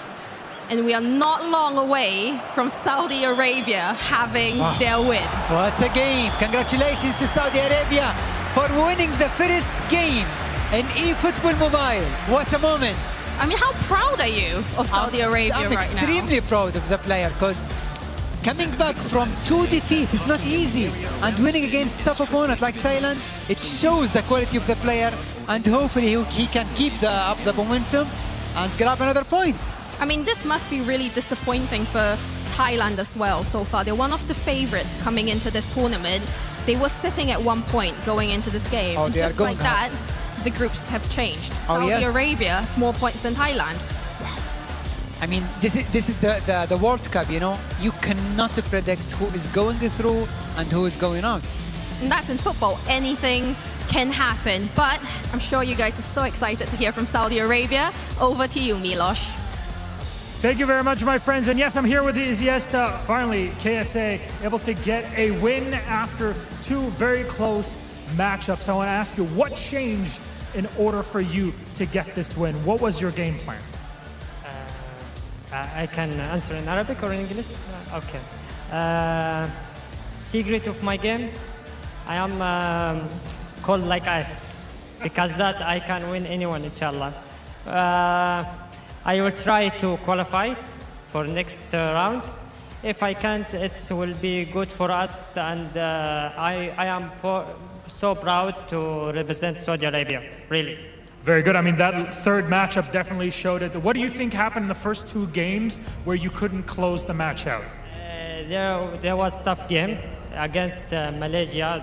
They was take the last World Cup, and Egypt, of course, he's a professional player.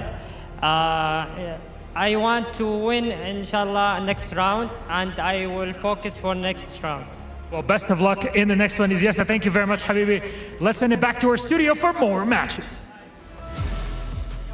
Thanks, Milos. All I want to do now is sing that Cold as Ice song. I'm not. I'm going to keep my voice very much under control. You won't want to hear that, but I love that you said that. I'm just cold as ice.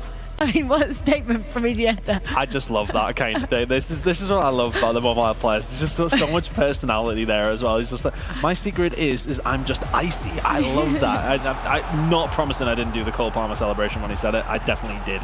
There you go. I was about to sing and you were about to do the celebration. There we go. Well, okay. Well, I spoiled the surprise. Either way, look, it's a really, really good result, that, especially up against Thailand too.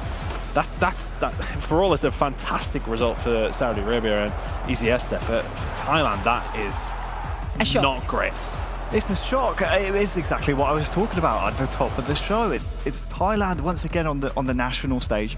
Again, we're still early in the group, so time to turn things around. But really, really flattering to see. They're such a powerful, strong nation, and we know they are. But when it comes to these major tournaments with a lot on the line, they do take their eye off the prize at times. I tell you who else was guilty of the exact same thing. Japan. They were 2 goals up against Greece. Great fight back by Palaspor down there in Group B, but yeah, Japan, something not quite right in that camp. Brazil being pretty dominant again, a 2-0 victory over Egypt. Malaysia actually having to split the scoreline there. Wow. This is still ongoing, by Bahrain. No, I think it must That's be done. a shock. That is a shock, especially considering Bahrain have really been struggling. Must just been a bit of an off game for Malaysia there. But I mean, look, I think it's probably easy when you've just had to come back 2 different games to then, okay, you got that 6 points, you get a 7th, yeah, that's great. But again, he is being tested.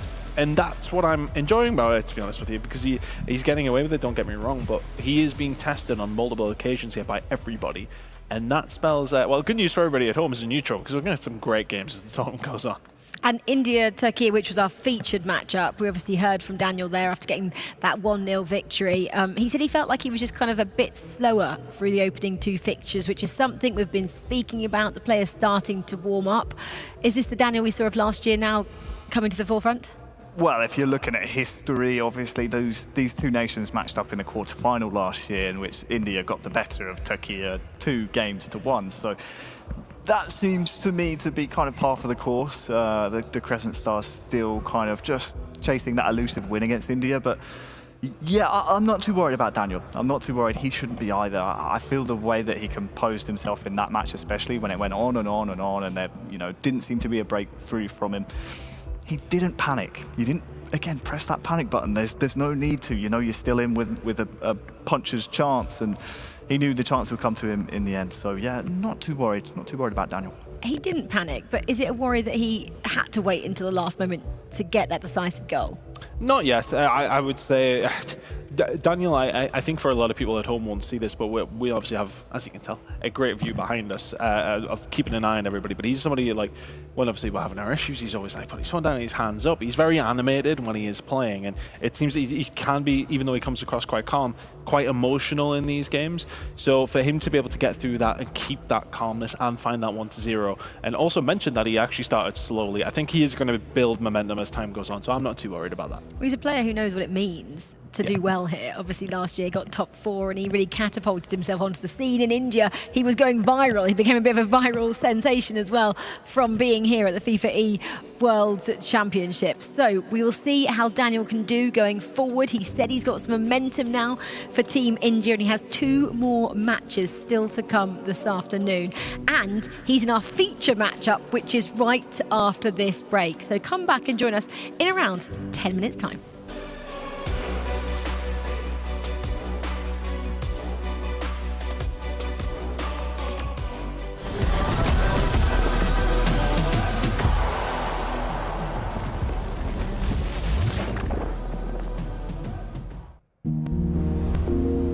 How can real-time visibility across our hydrocarbon supply chain help keep our shelves stocked?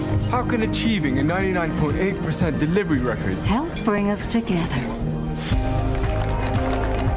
By continually asking how, we provide reliable access to energy for everyone we serve. Another day asking how. Another day serving my customers.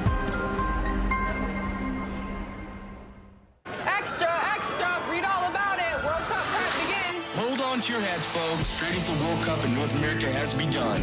And you would not believe what these guys are up to. White 17, hot!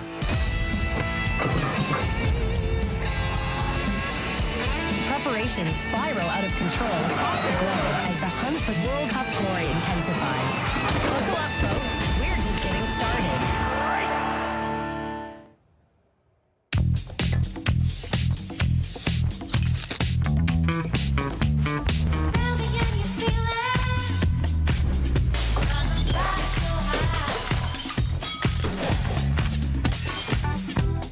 What was that? Smells finer than the finest perfumes. New Axe Fine Fragrance. The digital world speaks the language of zeros and ones. And now, with advanced digital systems, countless new numbers join the field. A 7 can break the pattern. A 9 can be the game changer. At Globant, cutting-edge technologies are at the core of everything we do, driving new and innovative solutions to shape the future of FIFA and companies across every industry. We are the official tournament sponsor of the FIFAe Finals 2025. Globant, technology that dares to delight.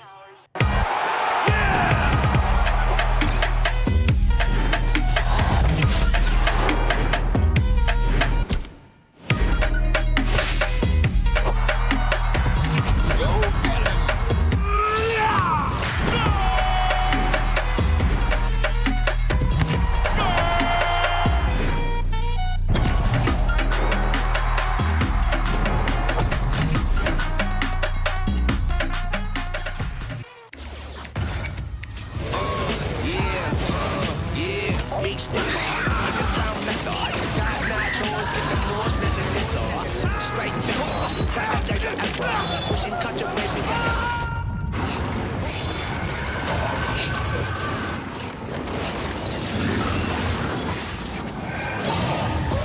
your impossible with the AI-powered Legion Pro 7i, Lenovo Legion.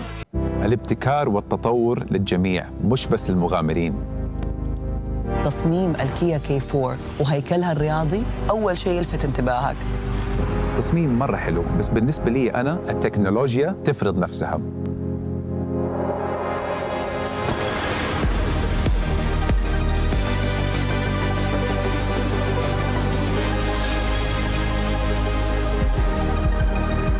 Kia, movement that inspires.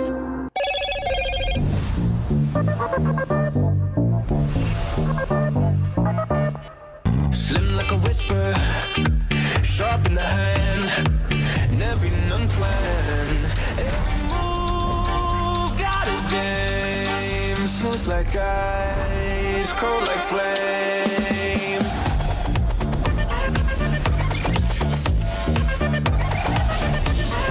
What's your edge? Hello, Moto. Plenty of activities here at the FIFAe World Cup. I've found myself inside the Aramco reaction zone, and I've also found myself our beautiful two stage hosts, Milosh and Veracity, who are warmed up, and we're going to see who has the fastest reactions. I think we're ready to go here. Count us in. They're warm. They're ready. My money's on Milosh. Let's go. And they're away. Goodness me, it's this whole 60 seconds of reactions. Let's see what we can do. Oh, early. Hang on, Veracity, player one, is absolutely dominating. Absolutely dominating here.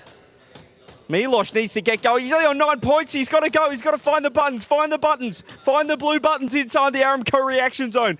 Veracity dominating with halfway through now. Milosh panicking. Talk us through it quick. I'm panicking right now, CJ. I'm locked in, bro. Move out my way. She's angry. Milosh, come on, hurry up. I'm over 30. That's all you need to know. He's not going well. He's not going well at all. Oh, 15 seconds now. Has to go. I mean, he needs 20. Veracity is flying. I think he could probably just, maybe 10 seconds of celebration. Woo, let's go, baby. I'm so ready for the move. But she's still going just in case she loses. And 1 second. Time is up. Your winner. Veracity. Milosh, no good. How many points did I get? Too many. Too many points.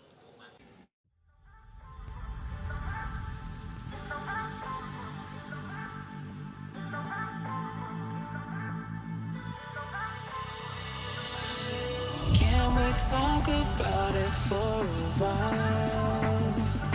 Before we take a chance and do this, before we looking back as foolish. Can we talk about it for a while?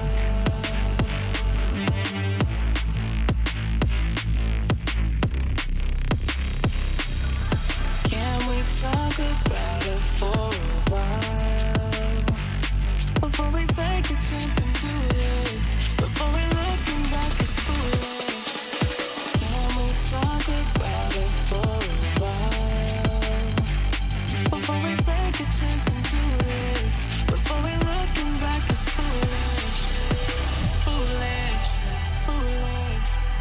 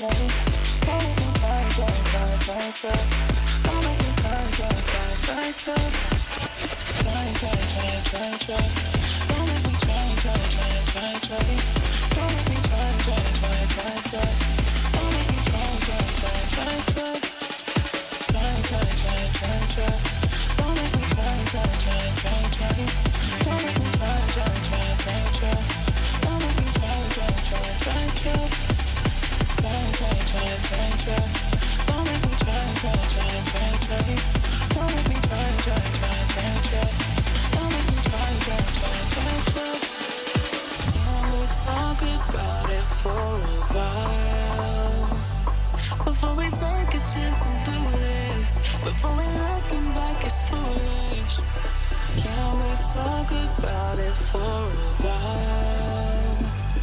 Before we take a chance and do this, before we looking back is foolish.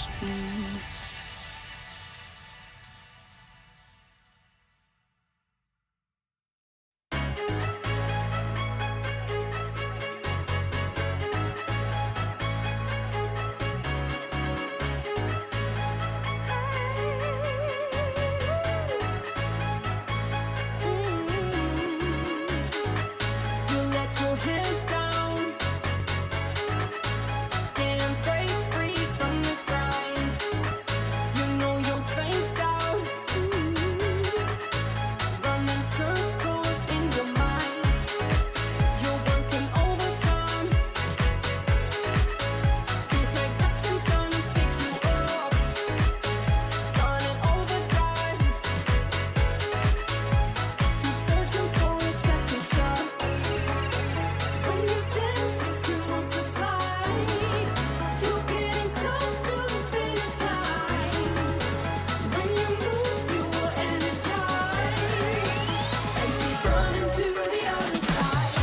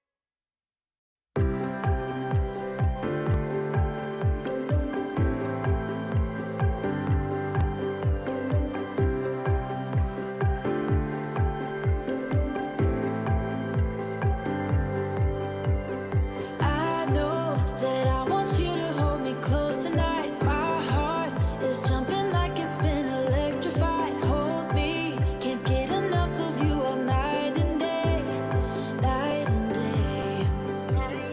Your touch is sending shivers down my spine. My heart is racing like on overdrive. I can't stop this feeling when you hold me tight, hold me tight. Feeling alive, you are lifting me higher. Don't stop pulling me closer. Out of control, I can't tame my desire. You keep pulling me closer. Now that I found you, I burn like a fire.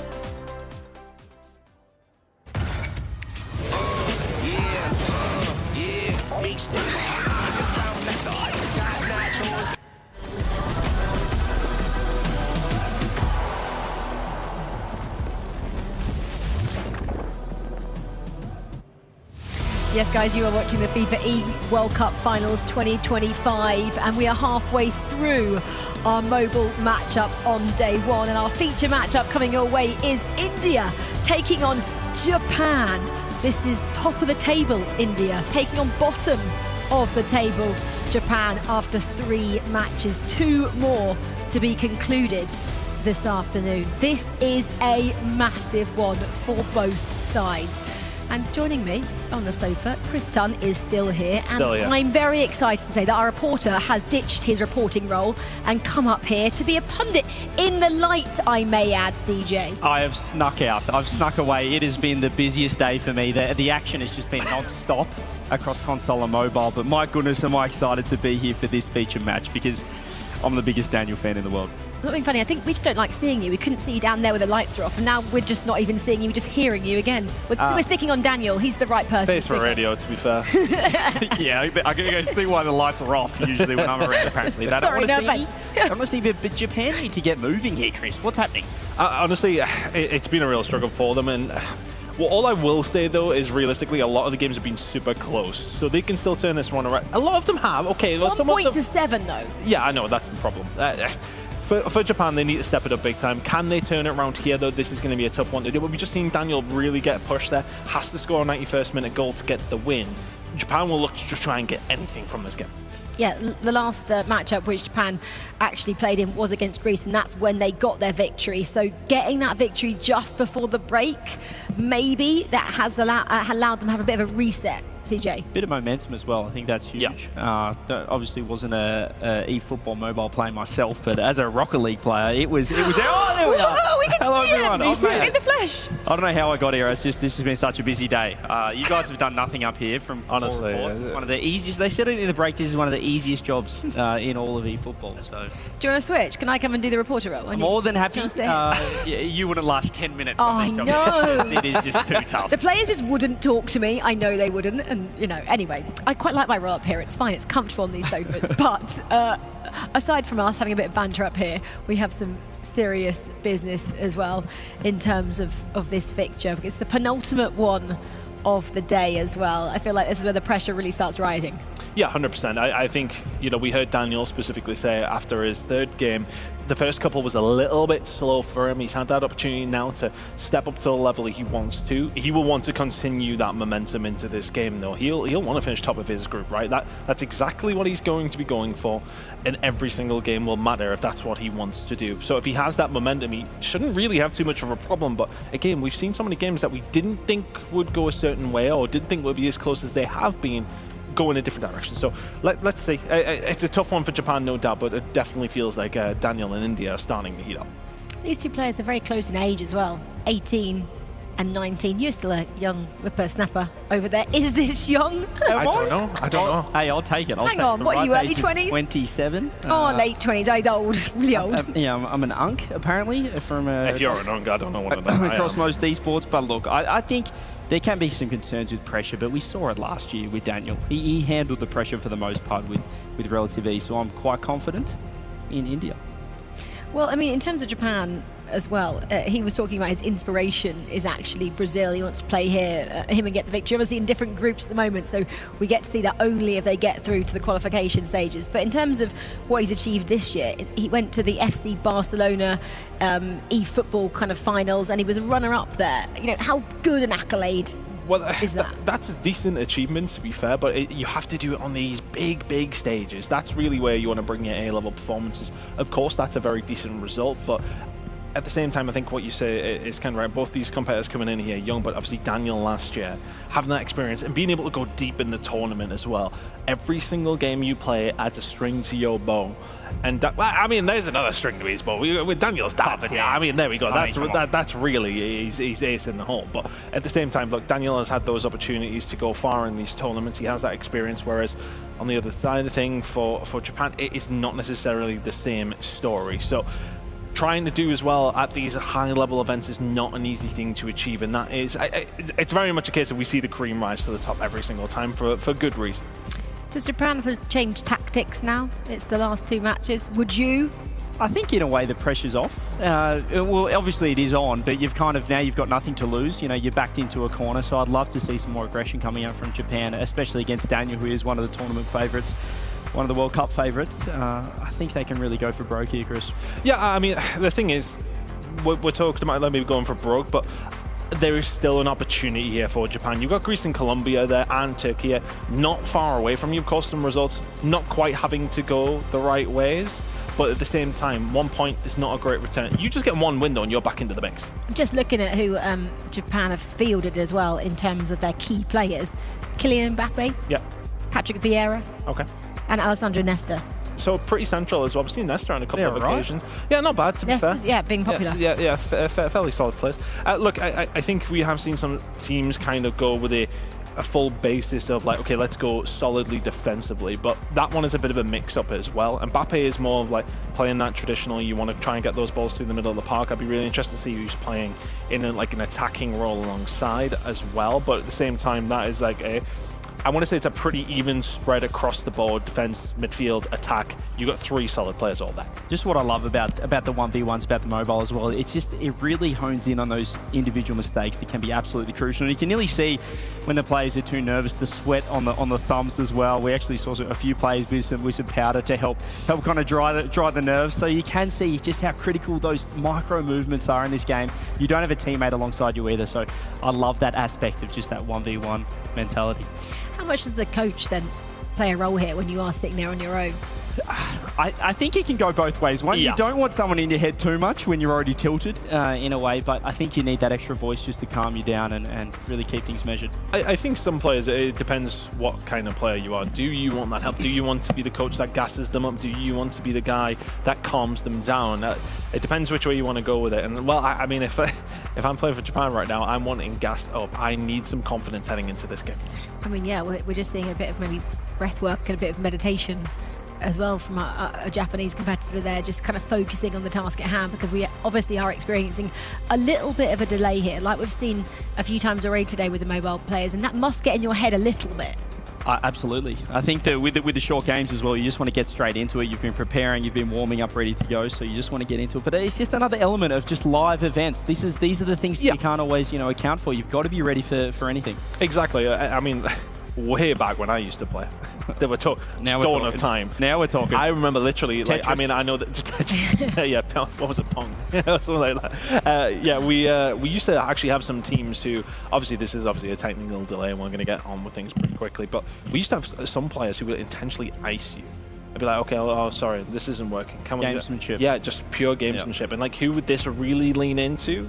I would say it would be Soshan at this stage, right? You want to be the guy that tries to counteract that momentum that's coming from Daniel. He's flying at the moment. You want to slow him down. It's nearly like a tactical timeout you can take sometimes. I mean, I did it when I played as well. Sometimes, I mean, sometimes when we were winning and we're about to, sweep, or you're on a 2-0, 3-0, you think, you know what, let's just take a timeout to really tilt the opponent, because you think there's nothing worse than when you're losing, that you want to get straight back into the game and keep going. If the other team's taking a timeout, taking as much time as possible, it can definitely get in your head, and particularly in 1v1 in this kind of format, it's just there's so much of the it's the top 2 inches. It's the mentality, which is huge.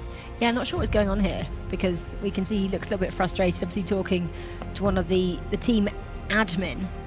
Can you read anything into this? Not frustrations look high. He doesn't look stoked with the situation there. So this isn't going to help his cause, of course. No, but looking over towards Daniel as well, he's also having a couple of conversations there as well. So I think for some of these players, they're just making sure. I think when it's this high pressure environment, there's so much on the line in this kind of game that you realistically need everything to be absolutely perfect. You don't want to be going in there with any doubts. Okay, well, is this right or whatever? Like, it's a live esports event. These things happen, of course. So there's a lot of technology, a lot of wires, a lot of components to everything that goes on here. So for this to happen, you need to make sure, if you're that competitor, that there is nothing wrong. Everything is as comfortable as possible. I mean, with the games are so quick as well. One small mistake, a slow start, it could be game over. You saw a thumbs up there, but still actually frustration's still completely across his face. If you were him now, would you actually just get up and get out of your chair and have a walk around? Well, because when you're sat there, it's so immediate and then it's so frustrating. But actually, if you just took yourself away from it and let the admin maybe do their job and refresh and sort out. Not a bad idea, Rachel. Did you play professionally? Play professional sport. There you go. I know how to kind of sort myself out mentally. Step away. It can be, sometimes doing things physical can help the mental side as well. So if you physically step away, it can just relax you and take you out of it for a moment. And as we see with the heart rates of these players, you want to be locked in, because it's very nerve-wracking out there.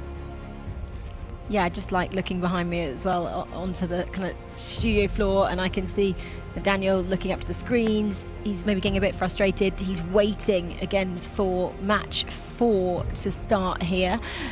He will be in our featured matchup against Japan. Well, before we get to that, let's get some final thoughts from Daniel heading into this fixture.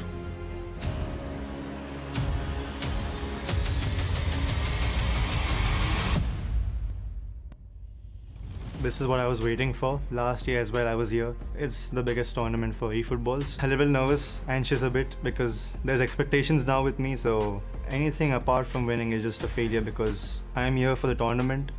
My eyes are only on the trophy, so the haters, I think they can hate because I'm not much really focusing on that. I'm just focusing on my game. Working hard on my gameplay, I'm practicing, and I'm looking forward to winning it for India. I watched my games last year and analyzed what I could have done better. Hopefully, the hard work pays off.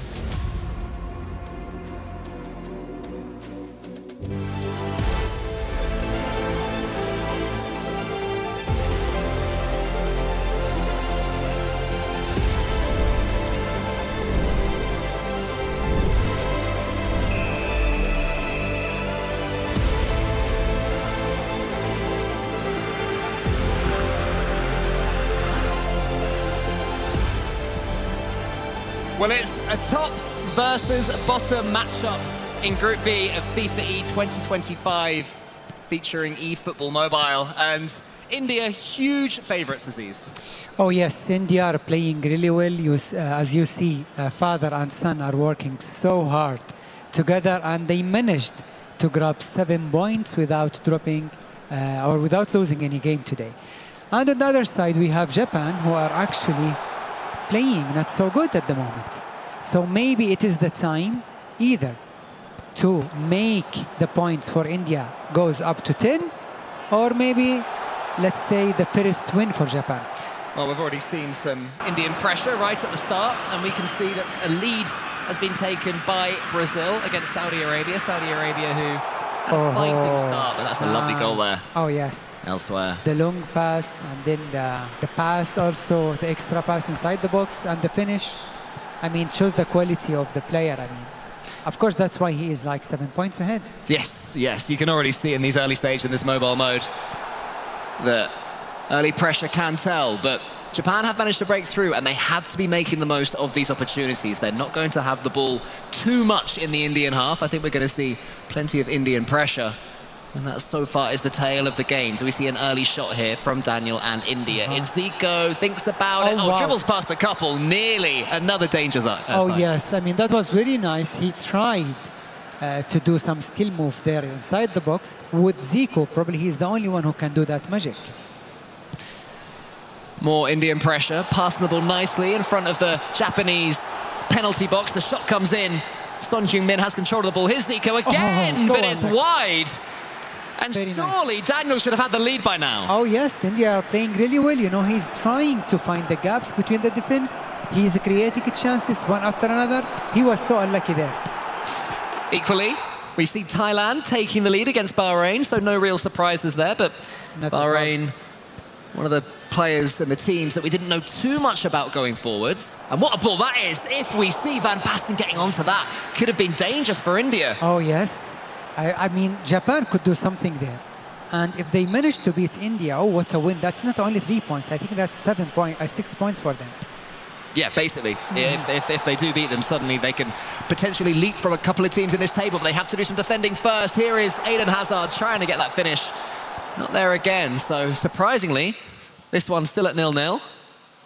As it looks like Colombia have taken the lead against Greece. Oh, smart finish at the near post. Could the keeper have done better? Probably you are right, but you know, in goal it, that's really nice. What a strike. Is that the first goal for India? That is. That's 1-0. The deadlock is finally broken, and you can see what it means to Team Daniel over there. It was beginning to look like it could be a frustrating one, but Daniel just keeps on going. Oh, look how happy he is. You know, he's scoring goals, creating chances, playing really well. The team that is supporting him, I mean, the coach, his father, you know, that's what you need as a player. Don't you think so? Oh, 100%. Certainly, Daniel, one of the real personalities that we have here at eFootball. Love seeing this guy yeah. on camera, and you can tell how much Beautiful it guy. means to him to represent his country. Of course. Well, India do eventually get their lead. Maybe they could be a couple up if the finishing had been a little bit better, but we have, as we mentioned, seen a few danger signs from Japan. There's another lead has been taken. Oh, what a ball. Oh, that's beautiful. Beautiful, beautiful. From the start of this build-up until the end, I mean, amazing goal from Egypt.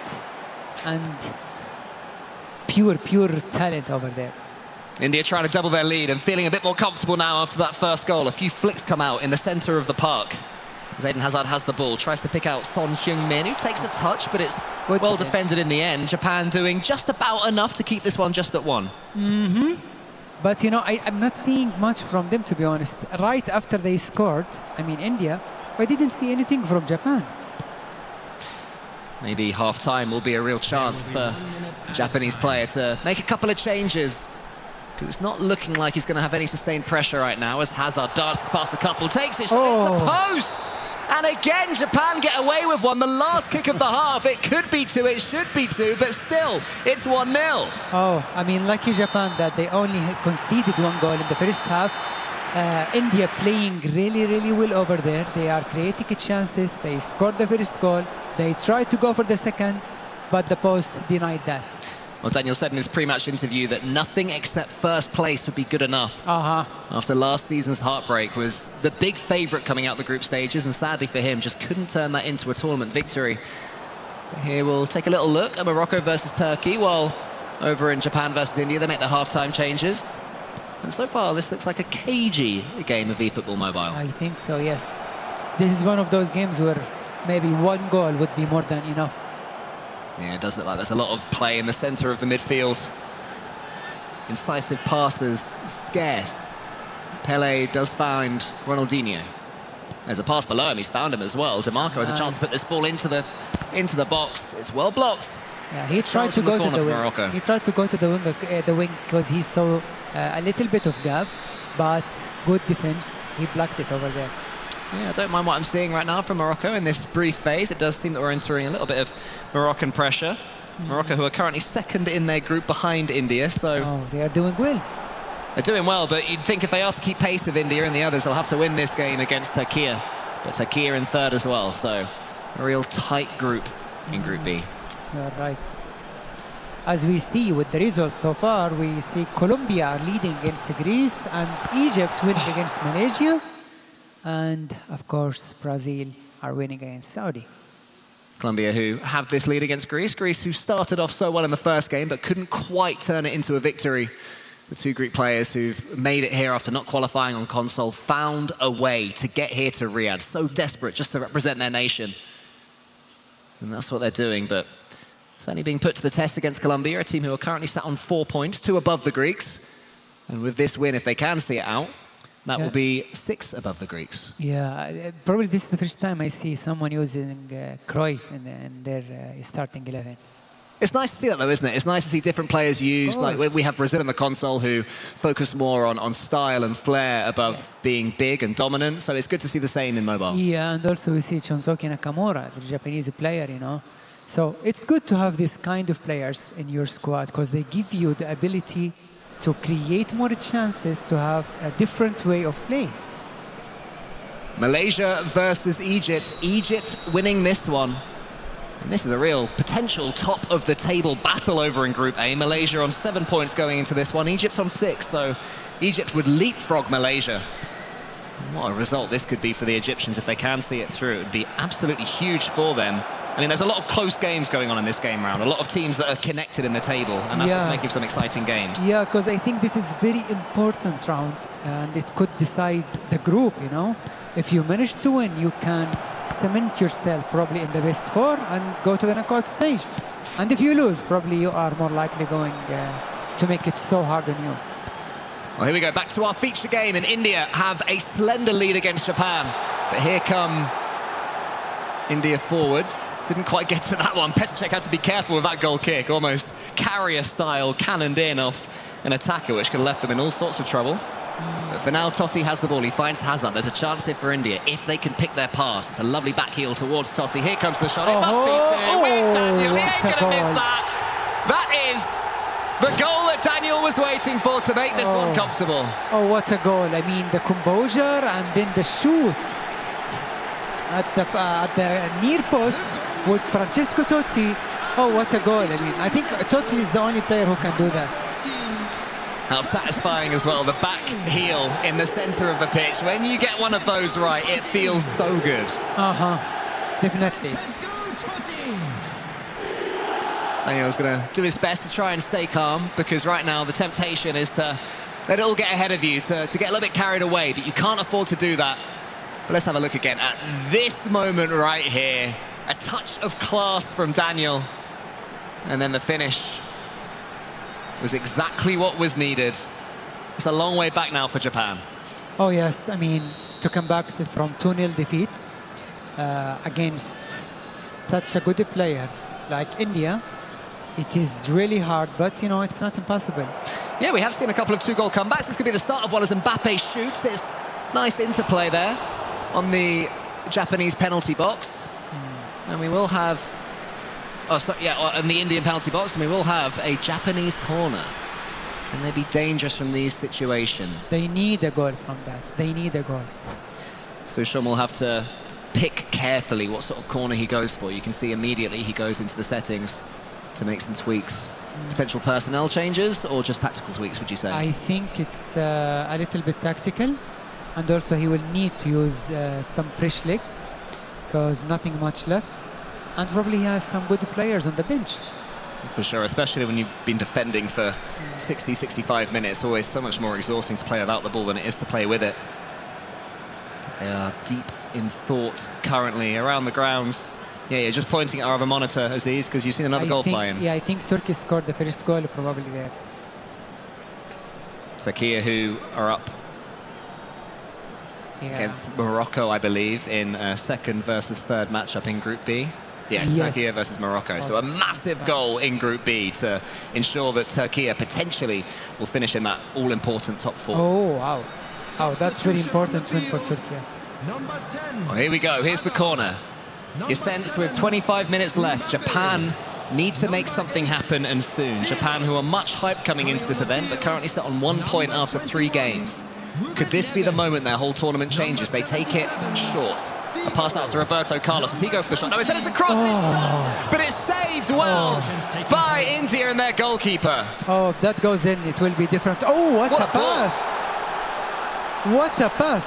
Samir, inside the box, he crossed it. Oh, what a goal. Oh, wow. Oh, la, la, la, la. Beautiful scenes. Daniel is lifted up by his father.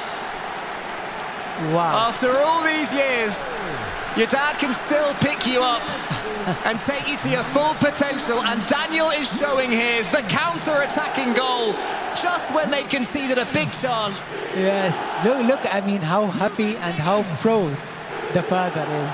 He's so proud of his son. And of course, I mean, that ball from almost the box of India's box to directly to the other box. Oh my God, what a goal. How did he see that? The pass through was stunning, so precise. And of course, in the mobile controls, it is even trickier. Do not underestimate, if you're new to this esport, how much skill it takes to control these players with a flat screen. Yeah, you have 11 players, you need to control them. When you put it like that, there's a lot to consider and a lot to think about. And Japan are going to have to do some serious soul-searching. This is not the day they had in mind. Can they make the goal difference feel a little bit less painful? Not this time. And you can see some frustration there from the Japanese player in the bottom right of your screen as another perfect through ball comes in from Daniel. And Vieira boots it away. I think Daniel is like the best player to play counter-attack in this tournament. His counter-attacks are so deadly. That's nice, yeah. The fake shot. Playing with real flair now, Daniel. A player who, as we mentioned, truly thought at times he was going to win last year's tournament, couldn't quite do it.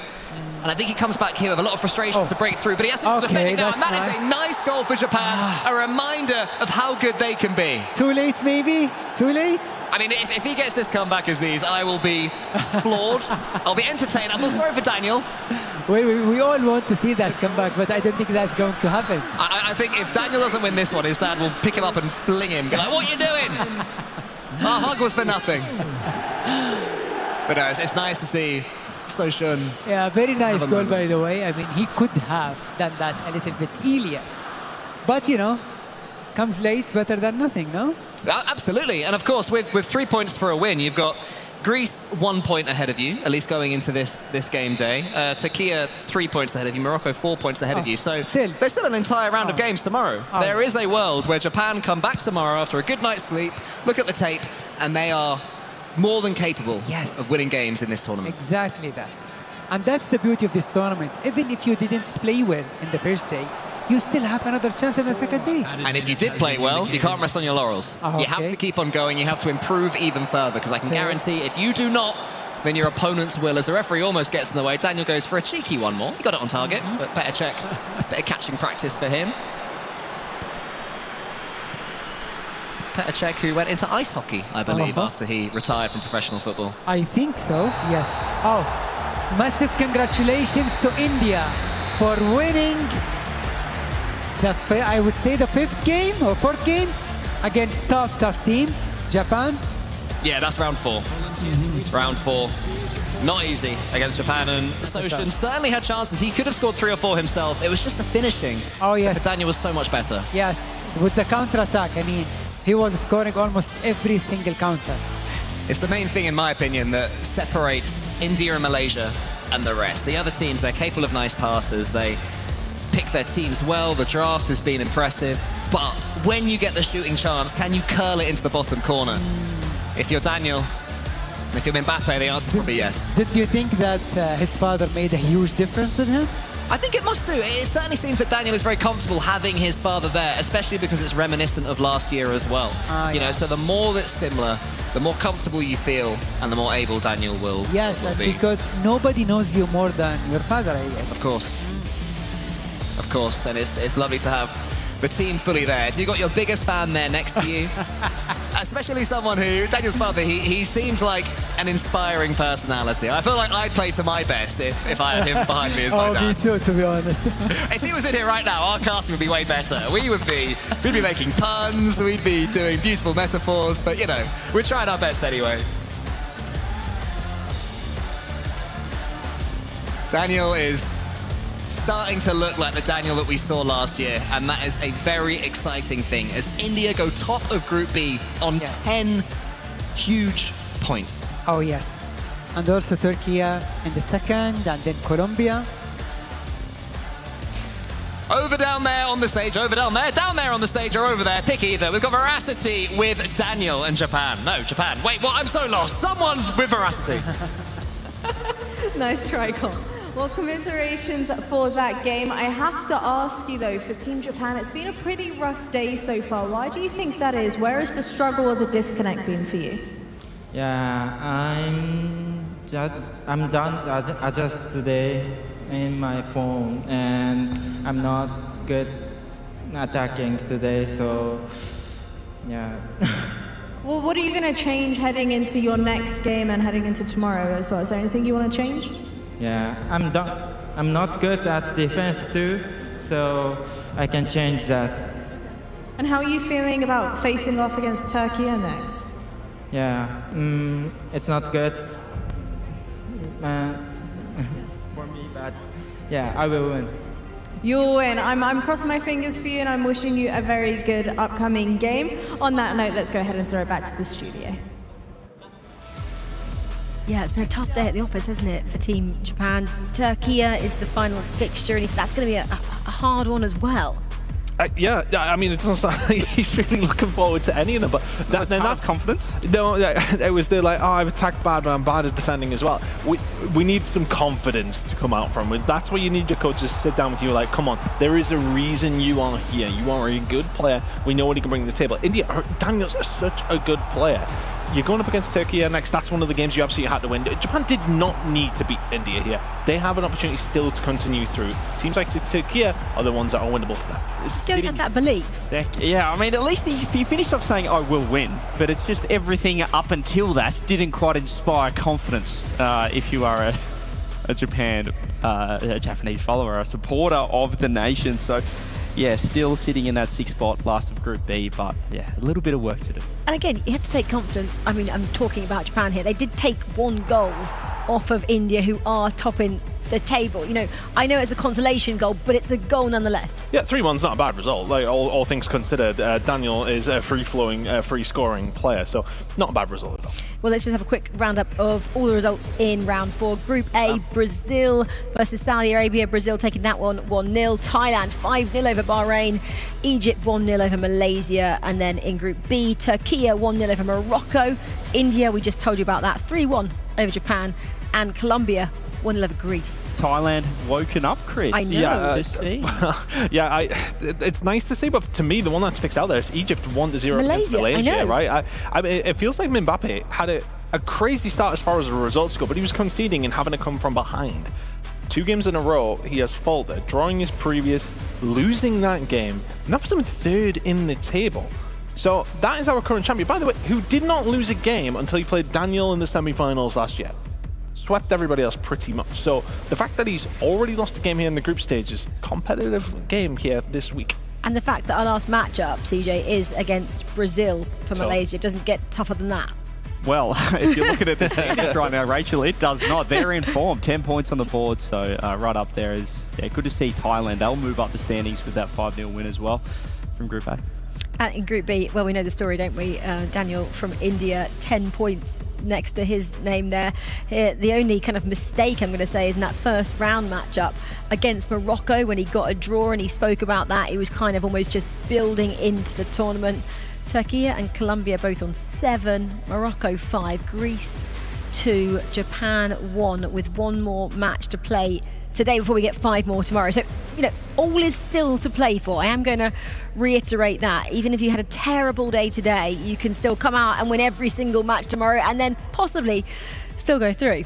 My heart rate's going because we've got 1 more matchup, and I'm getting excited about the final matchup because we've got Brazil and we've got Mbappe going head-to-head. Before we get to that, though, should we look at the heart rates? I'm going to put you on the spot, CJ, with heart rates. How's your heart rate right now? Coming in the studio, bright lights and everything. Incredibly low. Just you guys make me so comfortable up here, but I tell you who wasn't looking too comfortable at some stages. Daniel is just getting up into the 150s, into the 160 area. It's quite high for him, would you think? But over it, then he kind of, well, you could see when the game was going in his direction. He certainly got a lot more comfortable towards the end, Chris. Well, I think it's always funny with Daniel because he just always kind of lingers around just hyped. But you look at him, he looks pretty chill to me. His heart rate's probably really high because he keeps jumping around, high-fiving, fist-pumping his dad. Yeah. Maybe calm down, sit in your seat a bit more. Can we get a heart rate monitor on his dad? Yes. Good question. That might be something for tomorrow. Can we, Dad? Yes. Is he nodding? Can we get a heart rate monitor on you? He's going, yes, nodding, yes. Oh, perfect. He's responded to us. Daniel was like, yeah, Dad, they're talking to you there. Thank you very much. We love you. Keep up the good work. Table topping at the moment. Right, well, we've got 1 more fixture to come. Malaysia taking on Brazil is the last one. So we're excited for this one. Unfortunately, CJ, we're subbing you out. Duty calls, I guess. Subbing we just got him to actually CJ do out. some work. Alia is subbing in. Come on, tag team. I want you to do it on camera. You could have fist bumped each other. In my head, it works perfectly. Alia, welcome. Welcome. You've been casting, obviously, quite a lot today. How's it been? Your first time here in Saudi at the eFootball? I mean, Saudi Arabia is so beautiful. It's exceeded all my expectations. I'm so glad swap in, but it's been... I don't think your microphone's working. That's so annoying. Chris, maybe sit closer to her, or... What, if I sit closer to her, is that going to help things out? I don't know. Audio guys looking at me like, I don't think that'll help. we'll figure it out. Alia, we're subbing you out again to get the mic fixed, then we'll bring you back in again. CJ back in? I know it's good in my head. Oh, CJ, I don't know. Is he coming back in? Come on for the moment. You might have your 5 seconds of extended fame. We got counting down. No, right. Well, we'll keep him for the time being, just because we've got 1 matchup. Alia's mic's getting fixed. Let's see what happens. Okay, final matchup of the day. Look at this one. Brazil taking on Malaysia. A world champion from last year, taking on a world champion from this year. Yeah, and I think the big surprise to me is that this isn't a game basically for first place, because Malaysia have stuttered just a little bit. But Brazil have been lights out all day long. It's been fantastic from Juninho from the get-go, putting people to the sword when he needs to. Had a little bit of a shaky start himself, but other than that, has been breezing through everybody. But this is truly a potential grand final here in the group stages, which is always an interesting thing to see, because you have certain teams that, do they want to give too much away? How do you want to play up against it? You're thinking about the ladder stages. Both these teams are more than likely going to qualify, especially when it comes down to Brazil. They're sitting pretty right now. But Malaysia kind of, I don't say they need the win, but it will be nice to get a hold of it just to give them a little bit more comfortability to finish the day off. Juninho is so cool as well, isn't he? Just look at him. Look at the haircut. I don't think I could pull that haircut off. I'm just going to say itchy. It looks like he's scratching it out. It is the best haircut in esports, though. I mean, come on. R9S, only a world champion can do that. Mbappe hasn't gone for a similar haircut, and that's fine. He's also a world champion. Okay, Malaysia taking on Brazil. Let's hear a bit more from Juninho before we get into this final fixture of the day.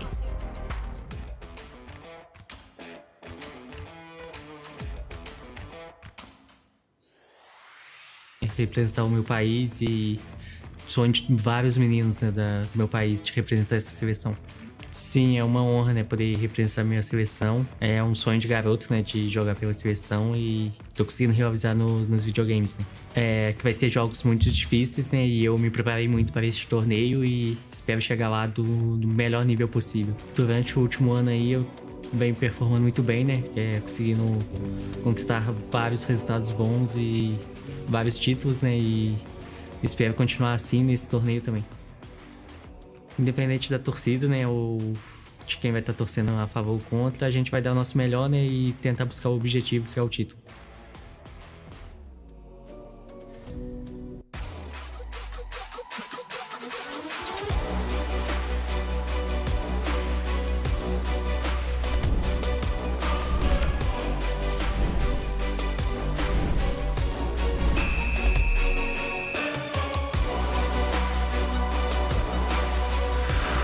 Two kings, only one throne. The two world champions will butt heads here with eyes to unify the belt, if you will, by the end of this weekend. Wes, it's Brazil against Malaysia, and well, it's the current world champion of the Konami circuit, Brazil's Juninho, who starts things off against Mbappe here very strongly. CR7 that time. Yeah, it's two eFootball heavyweights going toe-to-toe in the group stages of the FIFAe World Cup here in Riyadh, as there is a corner here for Brazil, but it'll be who scores first that'll set the tone. There's Ronaldinho standing over it.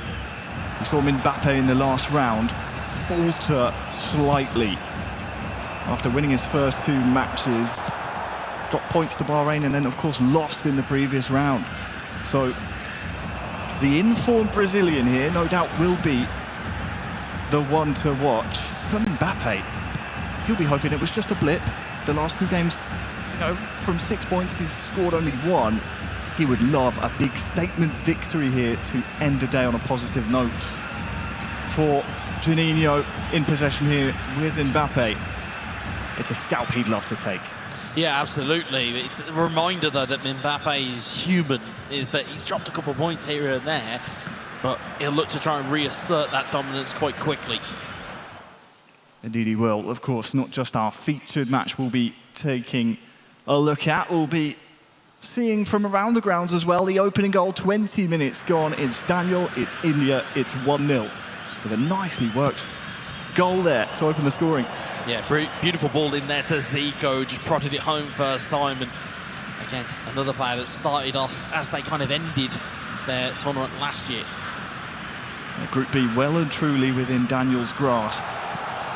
Juninho is dispossessed, but in the opening 25, he's been the one on top here, Wes. It's been difficult really for Mbappe and Malaysia to keep possession for more than kind of 10-15 seconds at a time. Yeah, speaking of which, there's a replay in here, and it's Bahrain versus the host, Saudi Arabia. It's Zico who closed in on goal. That's a wonderful goal, right into the top bins. We'll jump back into the action here. Yeah, Bahrain into the lead, but we did miss while we were watching that. Malaysia's Mbappe just striking the woodwork, so don't be deceived by the replays covering Mbappe's handiwork here. He has had his first strike of the game. There's been more goals elsewhere as well. The Blue Samurai struggling so far in the group stages, but Japan look to have struck first here, and Mbappe for them puts them 1-up against Turkey. Yeah, it's those first-time strikes that are the undoing of a lot of defences in mobile. Back to Kante here, as Juninho would love a goal in the first half. CR7 in the air, back to Mbappe. Perhaps one too many, could have gone for goal, but N'Golo Kante will get the ball back here. Kylian Mbappe into the box, nice footwork! It's the trademark celebration. One world champion against another. Brazil in front, Malaysia now behind. A nod to one of his footballing idols in Neymar, with the hands out celebration, sticking out the tongue. We thought the chance had gone, but he managed to work it again, did Juninho. Found a goal. Meanwhile, a goal gone in here between Thailand and Egypt. Yeah, it's not the only goal that has gone in. Roberto Carlos up from the back, sticking that one home. A goal that Thailand will sorely want. Results not really gone the way they'd been hoping after day one. But that puts them in front against an Egyptian side that have been in fine form. Half-time approaching here, Wes. And a last chance of the half here for Malaysia. What can Mbappe conjure up? Johan Cruyff threatening the Brazilian box, but that will be the end of half number one. And we'll keep the action going here. Morocco against Greece. Yeah, currently fighting each other to a stalemate at the moment. From what I've seen at the corner of my eye, it's been Morocco. They've been a bit in the ascendancy, and they have the ball again. Di Marco back inside to Pele. Ronaldinho. He's been a favourite pick of some of these mobile players. We haven't seen it too much across both platforms, but Ronaldinho, my personal favourite player of all time, made me fall in love with the game. Glad to see him picked. That epic card gives him plenty of skill moves, plenty of dribbling. And Greece, well, defending him well so far. 0-0 after an hour gone. Oh, nice through ball to Bebeto as he stayed onside. Oh, it doesn't matter. Finish is just wayward there. There's a mirror between mine and Panas Ball's reactions there. Head in hands. I thought that was in. Really well worked from Greece, but they can't find the cutting edge. And as such, the stalemate remains. Well, half-time has been and gone in our featured match. Juninho and Brazil up 1-0. Easily the biggest test of Malaysia's tournament so far. And I don't want to use the term on the ropes just yet, Wes, but it's been difficult for them to threaten the Brazilian goal outside of that one strike that hit the woodwork while we were watching the replay. Yeah, and that's the key moment, is that there's these chances that fall by the wayside as Brazil are in again. Oh, CR7! It's offside anyway. Or is it a penalty? It is a penalty! He's pointed to the spot! Even Juninho can't believe it, Wes. Advantage gained after the shot had gone, you'd have thought, but it was clumsy. You could see what Malaysia were trying to do. Juninho has a massive moment here. Oh, with the man who was fouled, he won the penalty up against Petr Cech, straight down the middle. Brazil 2, Malaysia 0. Cool as you like from Juninho. It's a brave man to go down the middle with a penalty, but when you're a man that's rocking a haircut of R9 proportions, stature and confidence, it just comes with the territory. It was a clumsy tackle. The ball had gone. Perhaps concentration levels slipping here for Malaysia. Brazil capitalising. The CR7 converted penalty makes it 2-0 now here in the second half. The goal's going in around the grounds as well. I'm sure those pictures will be brought to you shortly, but right now it's back with a featured game. Malaysia on the ball. Into the box now, Romani with a nice drag back. Oh, okay. All right. There's one back, Wes, and with half an hour still in game, there's a good couple of chances in this game here for Malaysia. Counter-punching at its finest, just when you think you've got into the game, just, you know, the old football adage goes, you're always most vulnerable when you've just scored. And that is a warning sign for Juninho that, hey, look, Mbappe is still the reigning champion here. This is his domain. He will not go quietly into the night. No, he will not. The man who was champion last year, topped the group, only dropped a game to India en route to lifting the trophy that takes centre stage here in the arena. And as you said, bit of a wake-up call perhaps for Juninho. It's not going to be that easy. Ball slipped through to Kante. Mbappe into the box now. Too close to Petr Cech. That's bread and butter for a goalkeeper of his stature.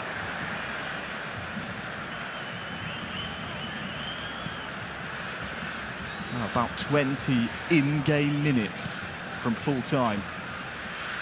Mbappe seems to be a sleeping giant here, and I wonder, will he be awoken very soon? Good defensive work from Brazil. But Malaysia, they smell the blood in the water. The sharks are circling. And here's what's happening elsewhere. 1-1 in this game. Oh, what a turn. Soshan and Japan back in front against Turkey. Hell of a goal. Turned him like it wasn't even there, and back with a featured one. Brazil looking to try and progress, but another snuff out by Malaysia.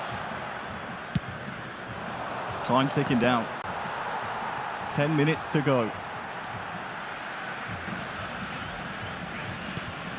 It's been a few months since Juninho beat Ding 2-0 back in July in Tokyo to secure his first ever world title.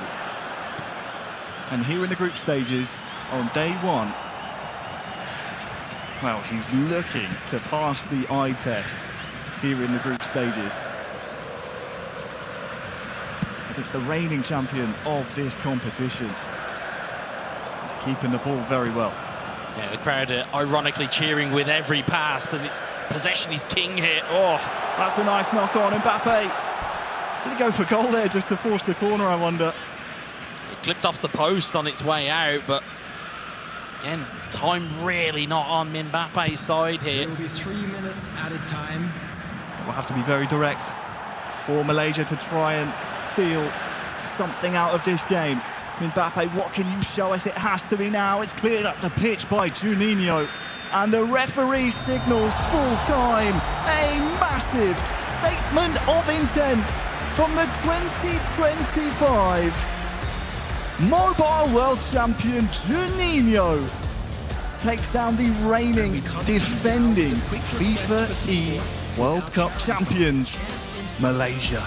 That is the cut of an individual who is confident and knows what he is capable of as he goes and gets the pump fists and handshakes with his opposite number, Mbappe. But another solid performance from Juninho, and I believe that's Brazil undefeated going into day 2 here. Yeah, he looks good, doesn't he? Not only with a haircut, but also, as I said, passing the eye test. His gameplay looks really fluid, looks comfortable, confident in the drafting that Brazil have been able to do. And the results speak for themselves. Juninho, big game. Big win from Mbappe. I think he'll be a little disappointed, Wes, about how his results seem to taper off today. I mean, from the last 9 points available, securing only 1. Oh, that kind of drags Malaysia into a bit of a dogfight in Group A, doesn't it? It does. It puts you in a spot where you really don't want to be in, especially as a defending champion. Currently sat on 7 points, of course. Results still to come in from around the grounds that's still going on. but you do leave yourself in a bit of vulnerability. And we've seen shocks at this tournament even last year when we were here in Riyadh, that teams that you expect to go on to those knockout places, they don't end up getting there. So it's going to have to be very careful. Well, I hear Milos is with our 2025 champion of the world. Juninho, let's hear from them. I absolutely am, and Juninho had a wonderful day today. 4 wins and a tie. How do you feel after this fantastic play day for Brazil? Você teve hoje 4 jogos e 4 vitórias. Como é que você se sente depois de um grande dia jogando pelo Brasil? Então, consegui desempenhar meu melhor futebol, né? Que eu venho treinando durante todo esse tempo aí, preparando para a Copa do Mundo. Muito feliz, né, de conseguir os resultados e representar o Brasil, né? É um sonho de criança e é continuar focado que tem a fase de grupo amanhã e se a gente classificar, o mata-mata. So I'm very happy that I could play my best football. It's a child's dream to be representing Brazil. So now I'm gonna have to concentrate to pass the qualifying phase as the first of the group. I mean, so far it's looking great for you at 13 points. What do you feel so far in your experience here at the World Cup that's been the most difficult thing to adapt to, be it in competing, actually playing, or outside of that? Como é que você está sentindo essa experiência de estar jogando aqui? Está sendo difícil de se adaptar aqui? É mais difícil jogar ou o externo aqui da Arábia Saudita? Então, jogar sempre tem uma pressão, né? Mas os torneios que eu joguei durante o ano também me ajudam a entrar mais calmo e tranquilo nos jogos. Tentar manter a concentração aí para os próximos dias, né? Mas sempre ter uma pressão de estar jogando um palco desse com vários jogadores ao lado, muita gente assistindo, e seguir aí dando o meu máximo nos jogos. So it's always a pressure to be playing in a big stage like that, but the tournaments I've been playing all over the year gave me the preparation to be here and play my best football. I mean, the results definitely show for it. Juninho, thank you so much. Congratulations on a great day. Thank you, Alan. Also from CBF from joining us for the translation. What a day for Brazil. What a day at eFootball Mobile. Back to the studio to recap it all. Thanks, Milos. Yeah, what a day indeed. We've had 10 matches today. How quickly has that gone? As we just have a look at the trophy, which all the teams who competed today, the 24 nations, want to get their hands on. All will be revealed who will get their hands on that trophy on Saturday. Lots more action still to come as we go into our Axe match highlights for the final time here on day 1 in terms of the mobile side of things. I mean, it's been a fabulous day. Expectations, was it kind of what we expected to see, Chris? Yes and no. I think some of the teams that we have seen go on do well is kind of what we expected, but I want to say I maybe thought I would see more convincing performance from Malaysia. Mbappe has not been his best today. He had to really fight for the wins and points that he did get a hold of, and going on to lose some games that you really wouldn't have expected. So our current champion is going through it, but my caveat to this will be, it is group stages. All he needs to do is get through, and from there is where the real business end of the tournament does start. I think he will be fine, and it still wouldn't surprise me to see a Brazil-Malaysia final at this stage, but that was a really, really good performance from Janine. Alia, does anything surprise you from what we've seen today? Alia now joins us, by the way. Hopefully we can hear her. Can we? Hopefully. Yeah! I could hear her. But no, I think I'm surprised by how fast the gameplay is. It's so exciting to watch. But also I'm a little bit disappointed, like you said, about Malaysia, because they are the reigning champions, but they just need to get through. But Daniel from India, I really, really hope he goes all the way. I love the father-son connection. He's so humble, and it's just one of those players. He finished top 4 last year, so I hope this year he manages to win the title. He'll be disappointed to end actually on a draw with Colombia. Will Daniel of India, he's in Group B. Group A, we can just see end like this, as we just heard from Juninho there from Brazil, 13 points undefeated. Egypt having a great first day here on 9 points. Then Malaysia, we expected a little bit more on 7, as did we from Thailand actually. Bahrain on 4, and Saudi Arabia with a win, a really well-deserved win that Ali actually called in third with 3 points. Sorry. Group B then, let's have a quick look at how it stands after 5 matches, the halfway point, remember. India, well, they are undefeated, but will be disappointed by 2 draws there. That final one coming at the end of the day. Colombia, well, they're having a great day one with 8 points. Turkey 7, Greece, Morocco 5, and Japan, they've also got themselves some points there with 4 points. Head held high going into tomorrow after what we saw so dejected about 30 minutes ago. If you told me that that man was going to win the game after that, I wouldn't have believed you. But he said at the end, he said all of these things, and he was like, but I'm going to win. And well, okay, thank goodness that he did actually manage to find himself a win. Really, really well played to get that on the board. And then that group now looks absolutely fantastic. Like how close that's going to be heading into tomorrow. Massive, massive day tomorrow. Alia, the question I asked you about half an hour ago was obviously this is your first time at the FIFAe World Cup finals. Has it exceeded expectations, not in terms of the players and everything we've seen, but in terms of the event and the setup? I think I would say this is it's my 10th event, and I think it's the best one I've done so far. Everyone in Saudi Arabia is so lovely. The whole talent team are so lovely, and the country's just beautiful. I mean, I don't want to gas Chris up too much. No, don't make me blush. But it's just been so amazing. I can't wait for the rest of the week. What was it like actually calling the Saudi matchup with Mr. Dunn, who is a world champion, of course, in his own right?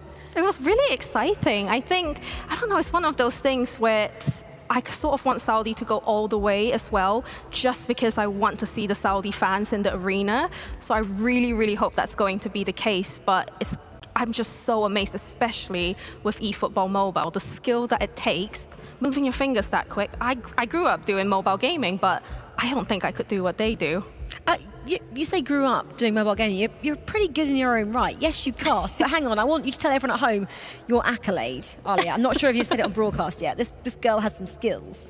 I mean, I knew you were going to bring it up. I made a bet. I was like, £10, Rachel's going to bring it up. But I did 3.5 years ago, which is crazy. But yes, I do have a bronze medal for England at the Commonwealth Games for eFootball, which is probably my proudest achievement. I think there's nothing better than representing your country. When you come here then and you see these nations, kind of going under the pressure that you must have experienced, does it bring back some memories? It does. I sort of look at it and I wish I was in that position. But at the same time, I've got such a personal connection, I think, to Malaysia, Thailand and Indonesia, just because I'm from Singapore and the Philippines. And I really, really hope they go all the way. And it's one of those things where as Asians, we just support every other Southeast Asian country. I wish I had a kind of, a tie to some other country. I can only support England, maybe Wales a little bit. I've got some Welsh. I mean, you can just pick who you want, it seems, Alia.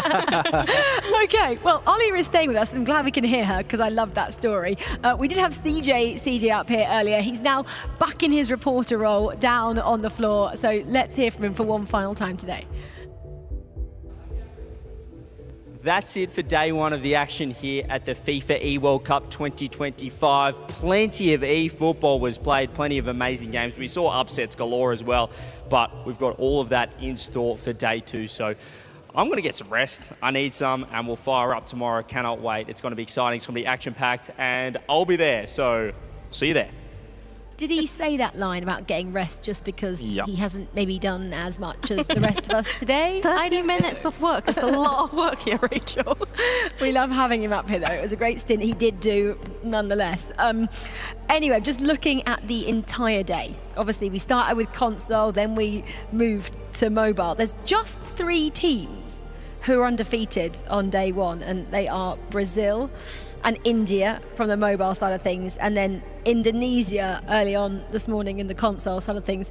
Were they the teams you kind of expected?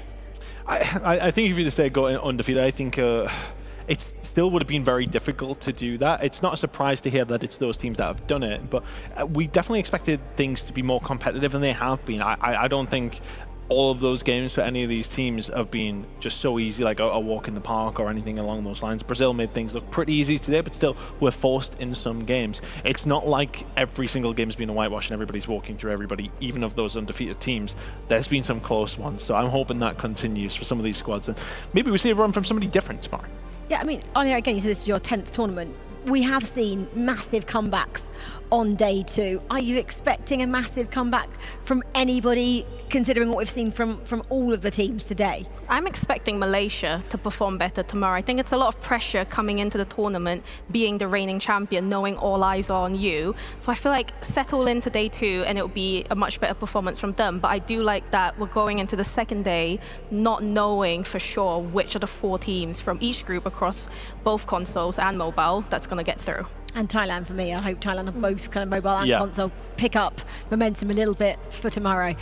Okay, well, obviously it's about nations, but there are obviously loads of talented players in those nations as well. And we want to give a nod to some of them now in our Axe Player of the Day. We have 4 nominations which you at home can vote for on FIFA.gg. Alia's picked 2, Chris has picked 2. Alia, I'll go with you first. Who did you pick? And tell us why they should be the Player of the Day. I think for me, the first one would be Daniel. I think he's played amazing today. He's handled the pressure well. Having his dad behind him has just been fantastic. And for me, the other one would be Mbappe. A little bit of that Southeast Asian connection again. Chris does not agree, but I just think it's a lot of pressure. And I know he'll show up for day 2. I hope I haven't jinxed it. To be fair, these were picked in middle of game 4 before Mbappe then just went out to lose 2 games in a row. But I mean, that's besides the point. Look, I think what I would kind of back up what Alia was saying there is that it was the ability to bring the games back where he was behind that we really seen from him, and Daniel's obviously being fantastic. I went in a different direction, though. I went with the honoured one from Turkey. He would be my number 1 pick. That has been a real surprise package for pretty much everybody. And then the other side, we picked the Saudi Arabian player Eziast, who had a fantastic win up against Thailand. Still very much in this group with a shout of qualification. Okay, well, I can't believe we've completed 10 matches today. Let's just turn our attention now to tomorrow because we get to do it all again. It's basically deja vu. We have 10 more matches, 5 from console, 5 from mobile. These are timings that you need to kick off your day. It all starts an hour later, actually, as well. So you can go on FIFA.gg and find the timings there. So we start with Thailand-Brazil at 5:30 local time here in Saudi Arabia. Then we've got Thailand-Malaysia, India-Turkey, Japan-India, and Malaysia-Brazil. I like that they're very much looking for Thailand and Malaysia there. Chris is going, I wish I'd have picked another one. No, stop it. This is what we're going for. It might change. We have 24 hours for it to do so. But take a screenshot of that, keep it handy, and come back and join us tomorrow. I just want a final thought from both of you. I want you to hype up tomorrow and tell the audience at home why they should come back. Because each and every single group in console and mobile is still wide open. Some of the competition today was fantastic. So many different results that we didn't go the way we expected, went a completely different way every single time. There is still a lot of drama, especially when it comes down to those final group games to go, and a lot of it will happen tomorrow. Alia, why should people come watch tomorrow?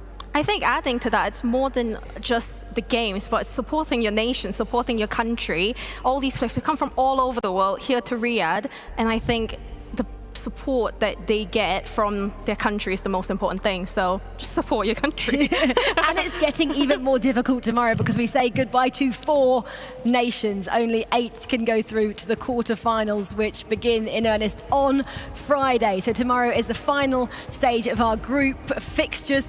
Come back and join us for that when we get to do it all again. Console first, then mobile. It starts at midday, an hour later. Don't forget that, otherwise you'll be sitting twiddling your thumbs for about an hour.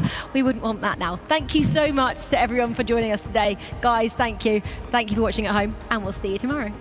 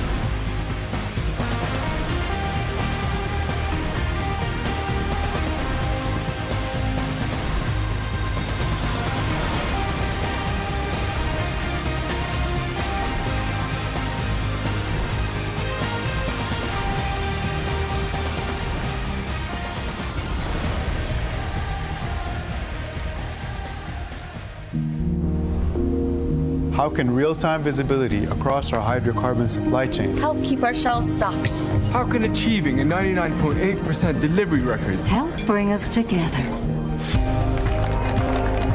By continually asking how, we provide reliable access to energy for everyone we serve. Another day asking how. Another day serving my customers. Extra, extra, read all about it. World Cup prep begins. Hold on to your hats, folks. Trading for World Cup in North America has begun. And you would not believe what these guys are up to. White 17, hot!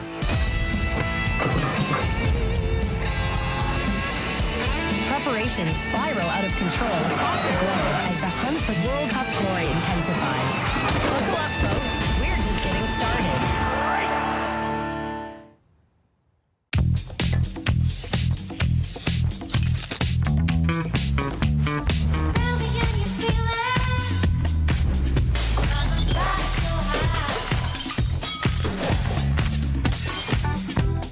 What was that? Smells finer than the finest perfumes. New Axe Fine Fragrance. The digital world speaks the language of zeros and ones. And now, with advanced digital systems, countless new numbers join the field. A 7 can break the pattern. A 9 can be the game changer. At Globant, cutting-edge technologies are at the core of everything we do, driving new and innovative solutions to shape the future of FIFA and companies across every industry. We are the official tournament sponsor of the FIFAe Finals 2025. Globant, technology that dares to delight.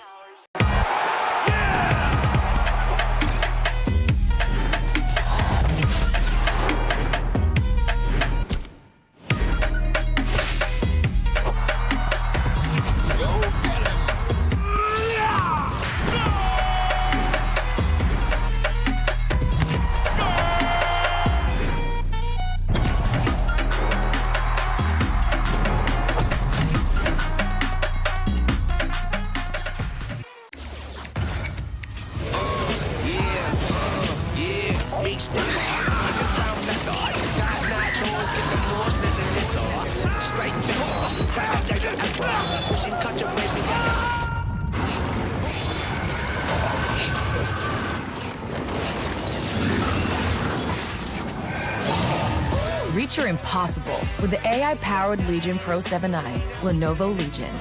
الابتكار والتطور للجميع مش بس المغامرين. تصميم الكيا K4 وهيكلها الرياضي أول شيء يلفت انتباهك. تصميم مرة حلو، بس بالنسبة لي أنا التكنولوجيا تفرض نفسها.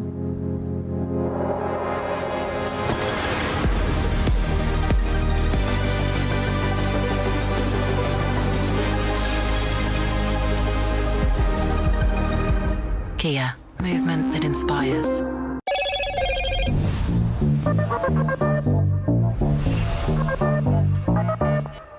Slim like a whisper, sharp in the hand, and every non-plan, every move got his game. Smooth like ice, cold like flame.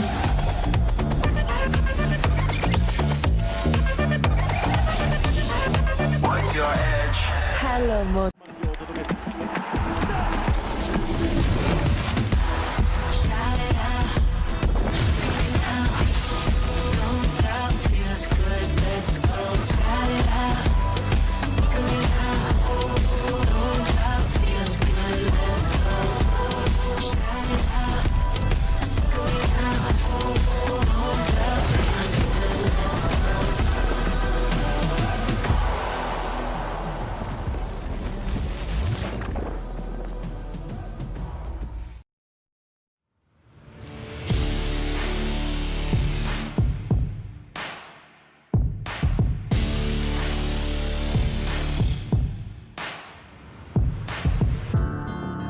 Taking my pain away, nothing else more to say.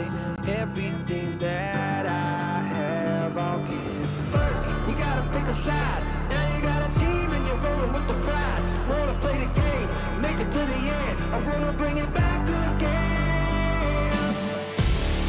I feel it inside. I'm reaching my stride.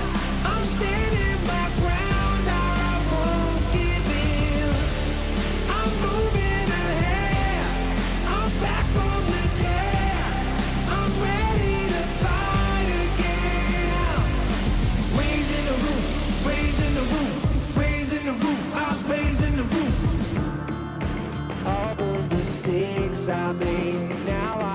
change my fate. No one can take this heart away. First, you gotta pick a side. Now you got a team and you're rolling with the pride. Wanna play the game and make it to the end. I'm gonna bring it back again. I feel it inside. I'm reaching my stride. I'm standing my ground. I won't give in. I'm moving ahead. I'm back from the dead. I'm ready to fight again. Raising the roof, raising the roof, raising the roof. I'm raising the roof, raising the roof, raising the roof, raising the roof. I'm raising the roof. Find another way to fight another day. Find another way. Find another way to fight another day. Find another way to fight another day. Find another way. Find another way to fight another day. I feel it inside. I'm reaching my stride. I'm standing my ground. I won't give in. I'm moving ahead. I'm back from the dead. I'm ready to fight again. Raising the roof, raising the roof, raising the roof. I'm raising the roof, raising the roof, raising the roof, raising the roof. I'm raising the roof.